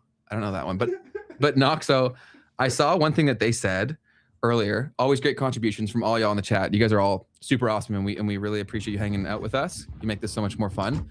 But they said, can you really enact change without a war? And I think you can, but it takes opting out. I think that's kind of what crypto is, right? You don't protest, you just don't give it energy. Yeah. And you have to understand. Go ahead. Sorry. No, yeah. You have to understand that decentralization is possible, and what is decentralized, right? Like that's really, really important, because then if that becomes like, okay, this is really like the thesis of crypto. That's why it's so important to go read the Bitcoin white paper, guys, because that was the foundation this was built on. And I don't even think Satoshi was like, okay, Bitcoin's going to solve the problem like we talked about. I think Bitcoin is a marketing vehicle for what may eventually solve the problem. And so if you believe in this future, guys, don't put your time, energy, and resources towards something that is counterintuitive to that. Right? Just because if you chase number go up, then the people who have the money to make the number go up will make you chase things that put you in the situation you don't want. Right? Because everyone who's in crypto is like, oh, money is bullshit, money is fake, but then they're worried about the price of their crypto in money. And I understand that, of course, it's going to be like a transitionary period, but if we can build economies and ecosystems that don't actually have to live through that, then it gives you more choice. And we're getting more options day over day. And we need builders who care about this stuff, who understand this stuff, to build awesome shit. That's it. So come join us. Come join us in building all this stuff out. Go ahead. No, I'm saying like the game is tilted to the wealthy. It always will be, as long as we want their money. The only reason these guys have power is because we're operating in a system where they won. Love it, man. But then even doing that will be expensive, and I have no skills. So I've been thinking about opting out of this stuff. So I think the best way you protest something is you do what you have to do, but on all the time that is yours, you direct the energy towards getting closer to that outcome, right? So if you're saying you don't have any skills, go learn them. Like YouTube is an endless resource. AI is even an endless resource for free, right? So the ability to acquire skills is just like so easy there now. Thanks, RD. Thanks for sticking around and moderating the chat with us. Oh, always. Have a RD great is an rest of your absolute day. legend. Thank you, RD. Have a good one. We had someone do a super chat earlier that we didn't acknowledge, so I want to apologize for that. It was a while back, so I don't even know if I can get back that far. Yeah, it won't let me either. So let me see. Fan funding, super chats. Here, I got it here. Cool. It was from Jason Jordan 7482, and they said perspective is everything. And I would completely agree with that. And sorry for not acknowledging this earlier, but hopefully you're still here with us. And if not, hopefully you see this in the replay. We really appreciate it. Most definitely. That's all right. I monopolized the conversation. Go ahead with the next point. Well, the next piece that we got to look at, this was fascinating, y'all. Polymarket. There was a moment where there was a nuclear attack market. So Polymarket had created a market that would monetize a nuclear attack amid increasing concerns that bets are happening among government insiders who can make military decisions. There was a nuclear weapon detonation by 2027 that was trading at 22% probability. Okay. And eventually, they actually took it down, potentially after this went super viral. So here we are, folks. We've got it to the point to where the actual nuclear attacks themselves are becoming bets. They deleted it. And this one here, Polymarket History said, the reason was that, I don't know if this is true, but it says, if the prediction becomes true, the winner might not exist anymore. How dark is that? It's so dystopian every single day. But we do have agency over this, right? Like our time and our energy and whatever resources we do have, they do hold power. But anybody who already has a lot of it and they know you can't get it, they're going to convince you that this is everything, right? Like, oh, you're not relevant because you don't have this. It's like, okay, I don't agree with that. But yeah, I think Polymarket is fucked. Excuse my French, but like that's crazy. Yeah. So I was like, oh man, that's not something that we want to watch happen in real time, or have someone be incentivized. Once again, here, I mean, obviously, you're not going to win either way, but no, war is so freaking, it's absurd. It's so sad. So this guy, I'm actually just now realizing maybe this is a little bit of a joke account. I don't even know anymore. Suhonli IQ 276. The world's highest IQ holder. Now I'm going to have to Google him and see if he's real at all. But this guy posted this concept of one of the plans that could help to solve this equation with the problem with the canal is, with the Strait of Hormuz, is to just create a canal. And he kind of outlines it step by step, and why this canal right here would basically solve the whole problem, right? Just cut a canal through the middle of that and then make it happen. And I saw this and I thought this was kind of funny. But I don't even know if it was meant to be funny, but it just kind of made me think, imagine you have a canal right next to the ocean. It's like, well, what do you, why are you just go over the ocean? But no, I think it wasn't even really meant to be funny. I can't understand if this is supposed to be humor or not. Sharp is saying that the world highest IQ holder, ironically, is that person. Oh, okay. So maybe it is actually real. The reason that this didn't make sense in my head, and maybe I'm missing something here, is just that, I mean, how long is that going to take to do? Yeah, it's for one. I think that wouldn't be a safe job either. Yeah, I mean, now you've got a war happening right there as well. So not sure if that's actually going to happen. So yeah, I just was like, okay, but to be fair, why wouldn't this have been something that was done a while ago too? Right? That could have been very useful to think, oh, we don't want to have one choke point. There should be at least another way to get through this area because we have our people that we don't like over here.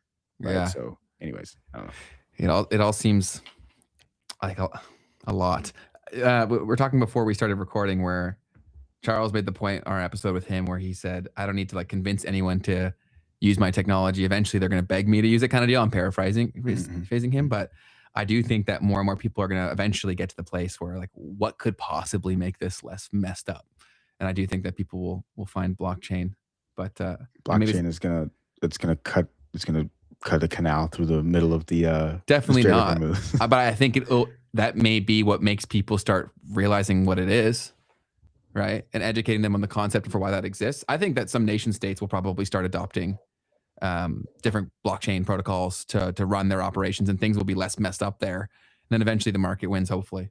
But yeah, no, I don't think it's gonna could do construction blockchain. But yeah, it's definitely super interesting because these problems are stuff that it's so funny how a small passageway for boats becomes the main character on a global stage, because like if that doesn't show you how stupid our world is, I don't know what does. Do you know what I'm saying? Like how dumb this all is, where like we're gonna go down over this. Mm-hmm. This is so stupid. Yeah, I mean, because also, what is it? Someone said in the chat earlier, I think it was like, well, what exactly is this actually about? Like, I have no idea, honestly. Yeah, and like, then what's actually happening right now? I don't know. I don't. It doesn't seem like anyone knows. Like it's. Yeah, sorry. Go ahead. So back to Polymarket real quick.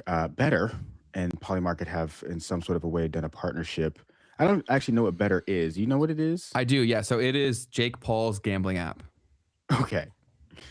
So they are combining with Polymarket to do a prediction market that will make Better a super app in 2026. Is the term that's being used as a super app of betting, I guess. So this is something that's fascinating. We've already talked about this a ton today, so not too much else to say, but Jake Paul, everybody's moving towards this stuff. I think those are some of my major points that I was willing to touch on for today. Just a couple of memes for the folks. So we had this whole thing with the McDonald's CEO going on, right? Mm-hmm. And he says it just got more absurd. McDonald's $18 million a year CEO is now on camera describing beef notes and tempered cheese. He's breaking down a Big Mac like a wine tasting. So he's doubled down, is what's happened here, because he kind of started a trend, right? You got Burger King, A&W, and everybody. Wendy's also did a reaction. So just real quick, I'm not going to play this whole video, but here's what he's doubled down on. On my right, hey everybody, we are here to do another spectacular McDonald's taste test. And I've got on my right here the classic McDonald's Big Mac, which you all know and love. I certainly love it. And then we have our chicken Big Mac, which I can't with this guy, bro. On our menu before, and it's coming back to make a reappearance. So we're going to do a little comparison between the two, starting with, of course, the iconic McDonald's Big Mac. So here we go. First, visual appeal is very strong. Looks fantastic. Can't wait to bite into it. The cheese is nice and tempered. This guy's so far removed from their customer base, bro. Like, who the frig would say that when they open it up? I have no idea who he was trying to reach. And then I saw some memes that came out about this guy. It was a different video, I guess, but this guy said there's a guy out of frame with a gun pointed at him. A question recently came in on my Instagram. How often do I eat at McDonald's? I would tell you it's a lot, probably 3 or 4 times a week. Sometimes it might be a breakfast. Sometimes it might be a lunch. But hey, one of the perks of the job, you get to eat at McDonald's a lot. Maybe it's the $18 million too, buddy. Yeah, I think that might make it worth, a little bit of the damage you're doing. This guy says he calls Mick BS on that one in particular. That's good. I like that. Another meme moving forward, we had a senior agentic engineer doing his job. So I think the joke here, the idea here rather, is even just a senior agentic engineer is kind of like the new title that's going to be continuing to come about, which means that essentially someone who's like a prompt person, right? Who just knows how to type in prompts on ChatGPT really well, or Claude or Cursor, rather, like, to be realistic. And this is what their job is going to be like, just like basically they become the assembly line of code. You know what I mean? Yeah, that's a fascinating way to phrase it, and a visual for it, right? Like it's come full circle, where we used to be like the machines, and now the machines, like, you get what I'm saying? Yes, it's a fascinating thought to me. So not necessarily funny, but just kind of potentially real of how things are going to look. Let's see this next one. Gen Z, 3 seconds after being able to afford a house. That's crazy. So, pretty wild there. Them maintaining house prices, though, like for them to do that, that may be what makes the whole thing fall.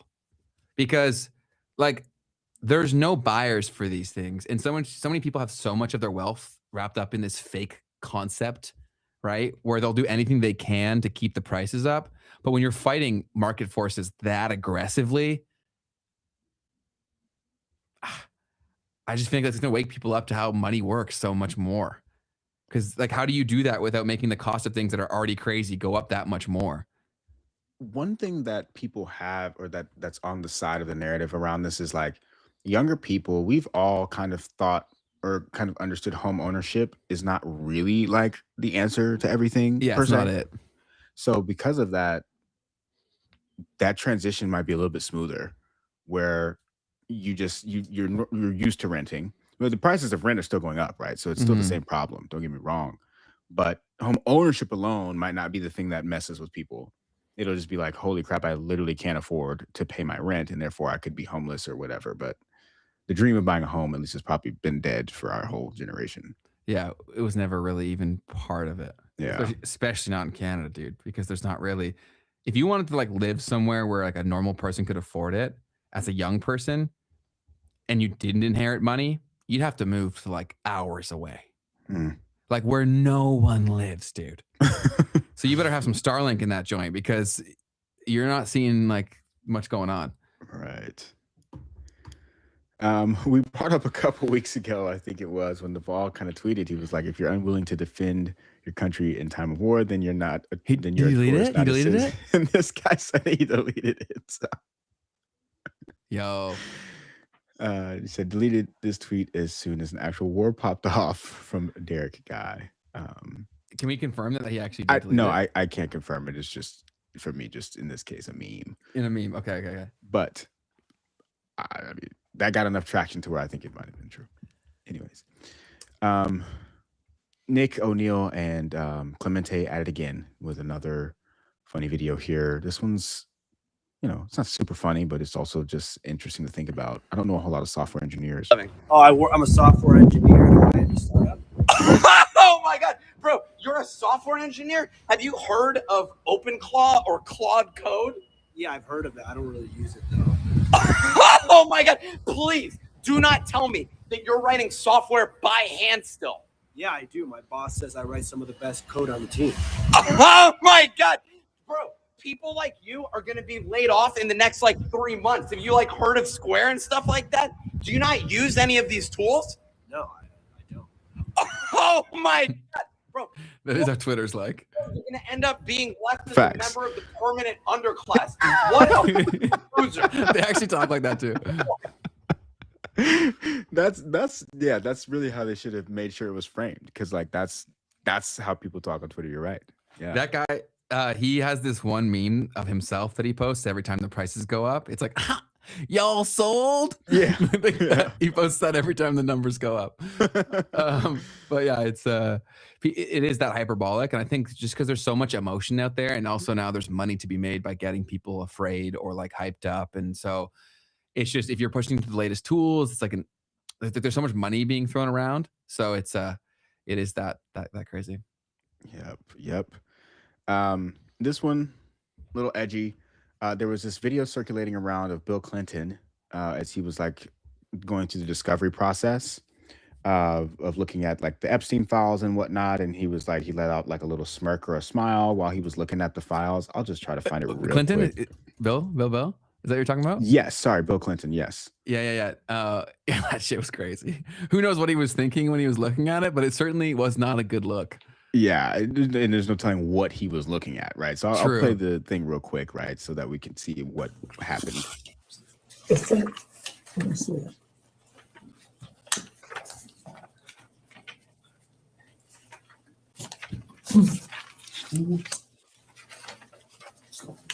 Okay. Is this real? Yeah, man. Mr. President, we have about 5 minutes remaining in the majority's first hour. So I just want to ask you some questions related. It's a lot harder to hate someone who's that old. It almost seems like this was always the plan to expose it, but like, let's expose it when everyone's so old that like they got the whole senile card going for them. Let me show you the funny stuff that I got from this. Hold on. Another turning point, a fork stuck in the Time grabs you by the hair, directs you where to I don't know if that's copyright or not, so I'm gonna take the volume out. But so I just thought that was kind of funny. But you were saying that everyone's old, so it's like, you know. I'm sure they're banking on that a little bit. And they even kind of, when they're talking about this stuff, like I saw Hillary get like very frustrated by questions, and it's like, she's like, it's crazy that you would even ask me these questions. It's like, what are you talking about? Like, this is a massive, like, world-bending, breaking conspiracy that the global elites are crazy. Like, I think we can ask you some questions. Yeah, for sure. I mean, you showed up to testify, right? I don't know. I didn't watch any of that one, but yeah, it's fascinating. I mean, I'm gonna move on. This one was pretty freaking good right here. Get it going. The right hand, Zuckerberg trying to get it going. Zuckerberg and Elon Musk going at it. Oh, and a big right hand from Zuckerberg. This is crazy. He's hurt. He's hurt. Zuckerberg with the finish. That's shockingly good, though. I know, dude. Like, it looks really, really pretty good. Close. Like, holy moly. Zuckerberg would win that fight too. Yeah. So this guy, Autism Capital, said your account is suspended. I didn't get it at first. Because like, Elon? It's on X, yeah. Dude, yeah, man. How are there not laws saying like there needs to be like watermarks all over this thing, or a big warning? Like I can't, if you go to buy cigarettes, there's like cancer lungs on there. Facts. But this doesn't have a massive warning. Like, that is absolutely insane. Yeah, facts, bro. Just circulating out there. I feel so bad for older people. No chance. Like, no they chance. shouldn't even use a phone anymore, bro. Like, for social media, like, stay off that thing. Right. Chase Passive Income, one of my absolute favorites. Why is everything written by AI these days? This is his wife apparently texting him saying, I'm sorry, but it's over. Here are the divorce papers. He says, not reading that AI slop. So I thought that was a funny one. I guess the hyphen, right? I'm sorry, hyphen, but it's over is also kind of like a tell of all of the end dash, the long dash. Yeah. Yep. Moving on, this guy talks about corporate dude says, POV, the guy who invented circle back. Right, guys, this is a lot. How about we just circle back? What do you say? Like, there's a lot going on. Maybe we just push through it. No. The other part. Circle back? Yeah. Get on the board right now. Okay, so we are here. We're just gonna circle back. That's genius. I know, this could be like weeks or months. Even years. Or just never at all. Exactly. Phenomenal. It's incredible. A little bit of corporate culture, the circle back, something that you never get back to. Now, this guy, Bodhi, local SEO, he made a very serious statement here. He said, if you follow a business influencer, watch their original videos from when they first started out, there's a ton of insane sauce in those videos. Watch this Gary Vee video from 14 years ago today. Insane how early he was. Have you seen this at all? I'm sure. I probably have, but I'm not sure the specific one. Yeah, I'm going to definitely go back and see what he said. But then Chase Passive Income with another banger in my eyes. He came out and he said, I prefer the much earlier content. Just got my hands on the sonogram of Alex Hormozy from 1992. The lessons I've taken from this have already made me $3 gazillion. Whoa. So took it there. He took it there. And then, I don't think I meant for that to be in this spot. So I think that might be the end of my memes for today. The other thing we could go back to is talking community. Talking community. Our previous episode with Leonard had some interesting comments. Definitely some people who were feeling a certain way about what he had to say. We addressed some of that during the show. Deet Rifa 2456, I guess, came to our defense on that moment in particular. He said, screw that guy who said he's not watching anymore. This is one of the most informative podcasts available on YouTube. Keith and Ben, appreciate you guys' work and loved every guest you've brought on. Keep up the hard work and we'll keep watching. Well, thank you. Yeah, thank you so much. Appreciate Thank you. Let me see. And then Brandon S22, he said, I'm like, well, we should start thinking. Ben 2026. That's the new motto. So this is from this moment right here. That's very dystopian, my dude. I completely agree. Yeah. I comment on it whenever I walk past people, and so many people that I live near, they're like, oh, I hadn't even really thought about that. I'm like, well, we should start thinking. That was pretty funny for sure. Very nice from For Flip's Sake. Thank you. Thank you. Yeah, we appreciate you. Let's see. There's someone who I think, or never mind, wrong one. Cool. Matthew, appreciate you. Yeah, thanks, Matthew. Always, man. This Ape Grip said, yo, what? I watched both of you guys. Biggest surprise I've seen on YouTube. Glad to have Leonard back at it. So, yep. Just wanted to show you guys some love. Appreciate you guys for coming through. Yeah. So, and then, Ben, you had something that happened that you might want to share with everyone over here. Yeah. So I screenshotted it because I thought he might delete it. And so he has since deleted it, but he left. There's another comment there. So can you show on the sheet the screenshot that I have up there? Yep. Please and thank you. Sorry, I just have multiple screens here, so it gets messed up. So on a video for one of my apps called Follow Buddy, it's an app that allows you to see who unfollowed you on Instagram. And so the guy, because it's got a free trial, and then after, if you want to use it, it is paid. And so he says, I would love to know his real name and where he lives, referring to me.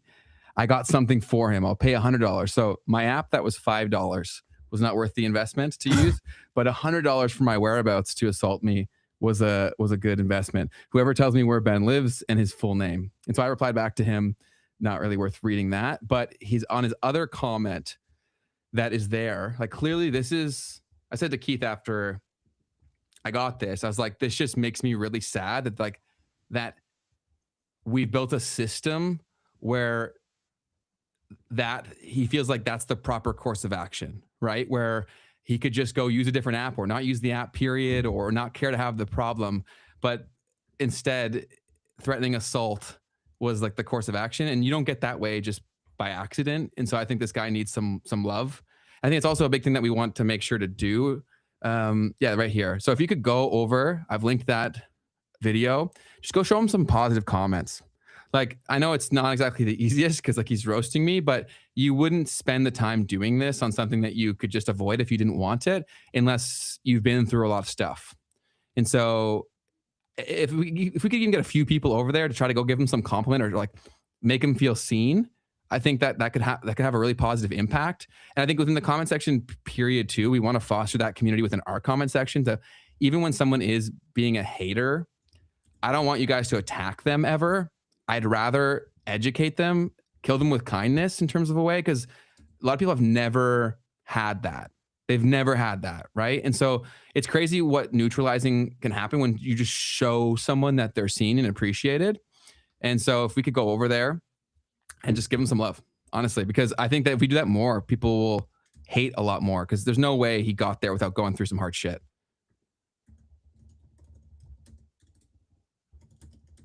So he's, verified 2K105. I think I have that video here. You don't have to watch the video because you won't like it. But if you could just go to his comment, give him a few positive things. I'm a very big believer in like the butterfly effect of things, where if you can break because like I've seen it happen in real time, right? When something happened that went to the people's view of the world and you break that cycle, they're forced to question so many things.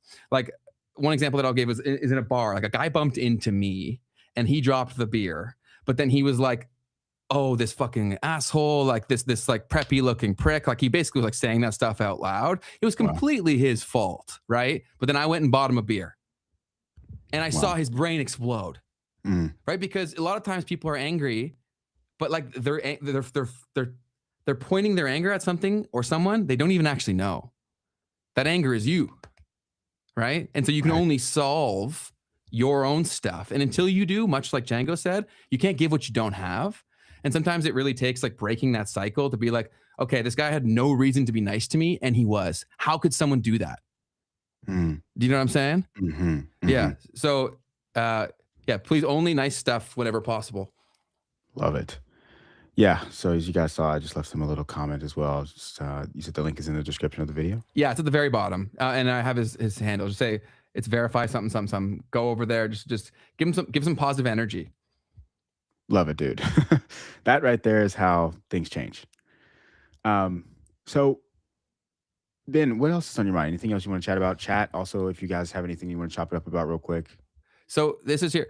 That's fair, but it definitely was a douche move, but it's also, it comes with the territory a little bit. Like I'm selling a product that is kind of low vibration. Like to find out who unfollowed you, if you care about that, obviously your priorities probably aren't in the right place.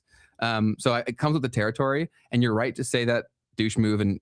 But the only way you break that cycle is by get them going through something they've not experienced before, right? And so I'm not saying if he interacts with your nice comment being mean to continue it, but sometimes the only way to stop something is by doing something that doesn't make sense, right? Where, of course, if we're talking tit for tat, I should have roasted him. And I've made that mistake before, going back with people in the comments and like doing exactly what we're referring to. But I've seen that the alternative just has way better outcomes. Absolutely, man. Yep. There was, I think, Matthew, I think I know what you're talking about. And I'll have a little bit of a backstory because I just went to look at what my most recent song is. And I have to give y'all a backstory to it because otherwise this is going to look pretty sus. What is it? All right. So everyone, as you know by now, we really are trying to get our reviews up on Spotify. All right. So listen, if you could do us the massive favor of going to Spotify, clicking play on one of our episodes, checking us out over there if you haven't already. Maybe go back and scroll back and watch when you haven't seen yet. Click the play button over there. By the time you do, we're going to put out, by the time we get to 100 reviews, Ben and I are going to put out a custom playlist from us both. So you guys can get in on the action of our tastes, come vibe out with us, listen to some music with us. Totally. Yeah. 100%. And then maybe like for the Patreons, when we eventually launch that, we can think about songs to add to the playlist by votes and stuff like that. But why this is really important, guys, is because with some of the stuff that we're talking about, like there is potential to either get like suppressed or it's just a very good idea to have be spread across a lot of platforms, right? And so the bigger that we become on Spotify, the more security that gives us to touch certain topics, bring on certain people with less risk, because it just becomes glaringly obvious if that's happening. If you're kind of screwed if you're only on one platform, right? Whereas if you're spread across other places, you aren't as screwed, basically. Yeah, 100%. So I have to justify why I'm listening to Pink right here, all right? Because it needs to be understood. What? That one? Yeah. Hell yeah. And so what happened was I ran into this tweet earlier today as I was doing some research for the episode, and this was just hilarious. Let me play this for y'all. Can I make a confession? Yeah. Growing up, when I was like 12, 13, I loved listening to your music when I was sober. Like, what doesn't kill you makes you... Yeah. That's Kelly Clarkson. Oh, I'm sorry. Oh my God. But that's fine because I'm Kelly Clarkson. No, today. yeah, you are Kelly Clarkson today. No, but oh my gosh, no. Yo, that's crazy. Guys, I'm so embarrassed. I'm so sorry. You're good. You're good. I took a nap before I came on here today, and I literally woke up 5 minutes ago. But yeah, I just thought that was, honestly, it was really cool how she reacted, and like they were really nice about all of that, and you could tell she was pretty embarrassed by that. But that's wild. To be honest, when she was singing it, I was like, yeah, that's Pink. So damn. I have heard that Pink puts on one of the best live shows out of any performers. Fascinating. So if presented with the opportunity and you like their music, definitely worth going to see it. Yeah, man. Oh, that's something I haven't done in a very long time. A concert? Yeah, dude. Man, you should look through who's playing in Toronto and come through at some point for a concert, because everyone stops through here, right? Right. So take a look through the summer lineup and then plan to come whenever you see someone that you want. Heck yeah. Do you guys have like a flagship festival?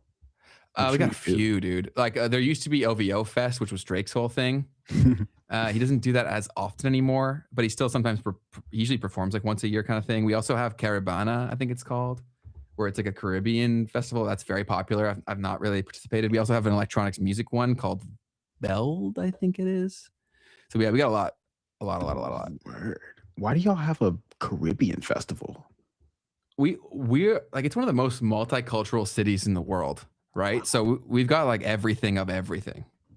Fascinating. Like literally everything. So like the food is fantastic here because it's like authentic from every place, which is super cool. We're very spoiled in that regard.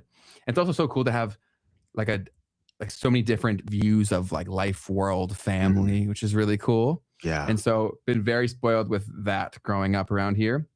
And I already talked about my elementary school a bunch, but yeah, if you want to be there for that, apparently it's a lot of fun, but you just let me know.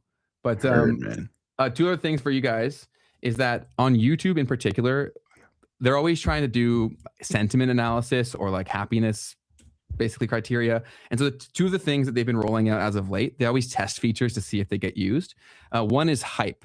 So like underneath the video, I don't even know if it's on web, but it's definitely on mobile. If you're ever given the option to like hype a video, if you could hype our video, obviously we'd appreciate that tremendously. That stuff does matter a lot.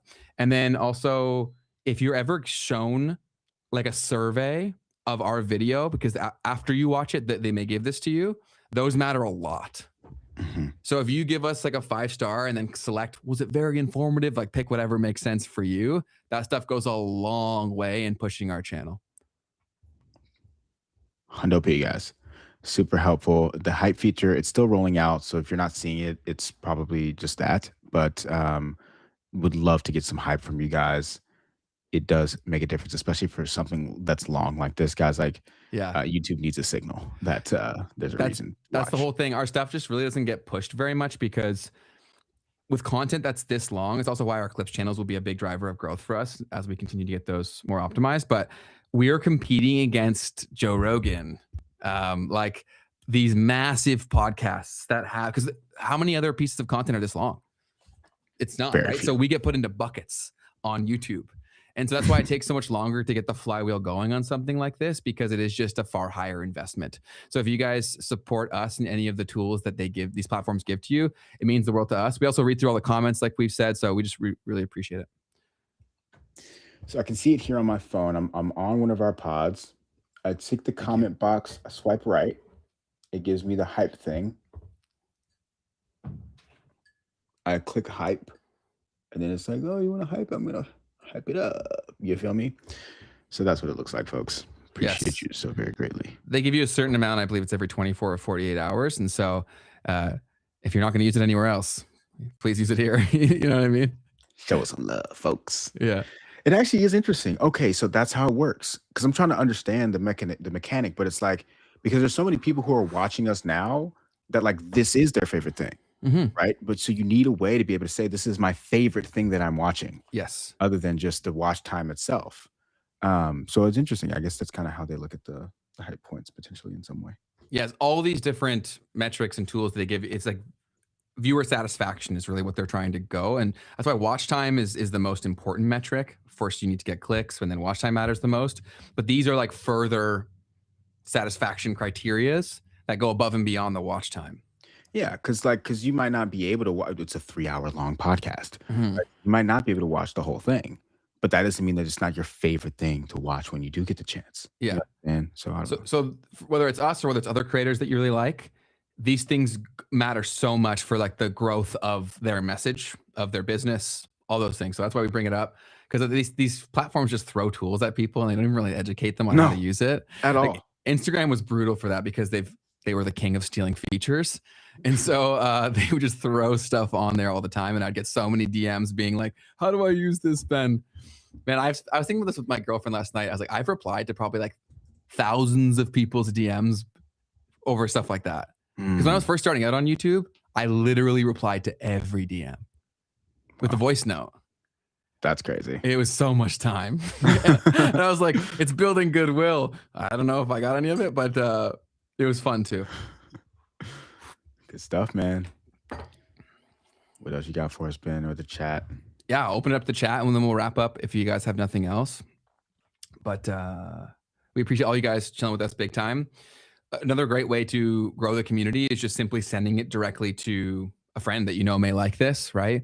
Or sharing it on other platforms. Like we're on Twitter, like retweeting there is super helpful. Any of those things, they mean a lot to us and we really greatly appreciate it. And the more leverage that we have, I think the more good that we can do within the world too, right? Because the messages that are the loudest typically break through. So thank you guys for hanging out with us. Yeah, Brand One, he said, I grew up learning to not to believe the hype. And then fair. Matthew caught on. Don't believe the hype. Don't believe the hype. That's it. So good stuff, guys. Appreciate y'all for Appreciate stopping through.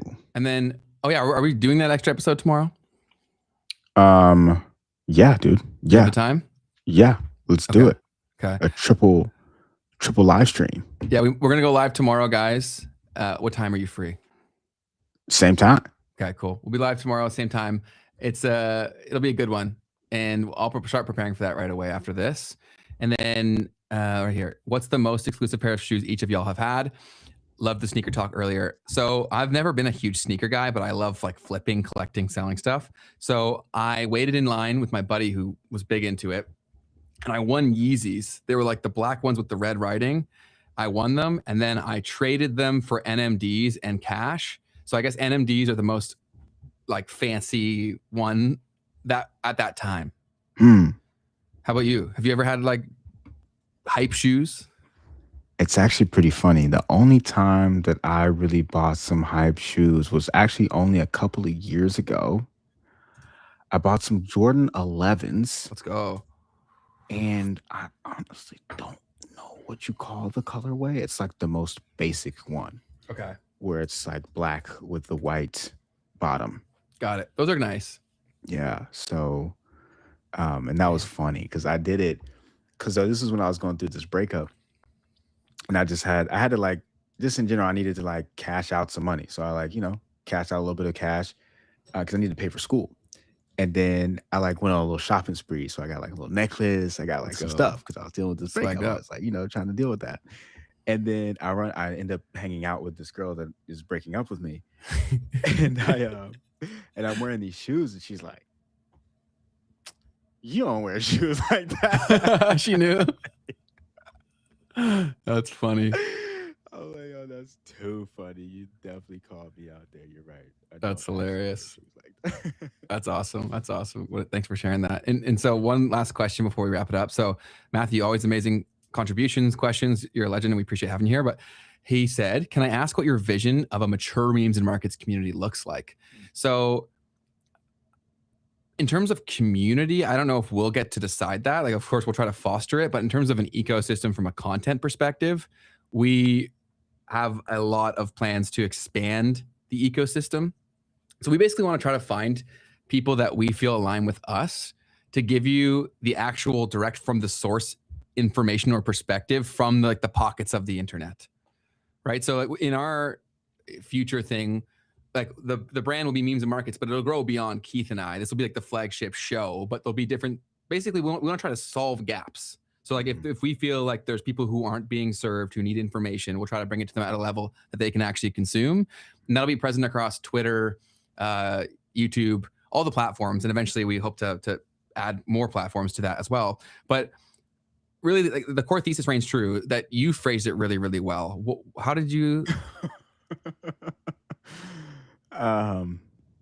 It's always trying to say something along the lines of helping people to understand and have the vocabulary to discuss and help improve the systems that are constantly affecting them without their awareness sometimes, right?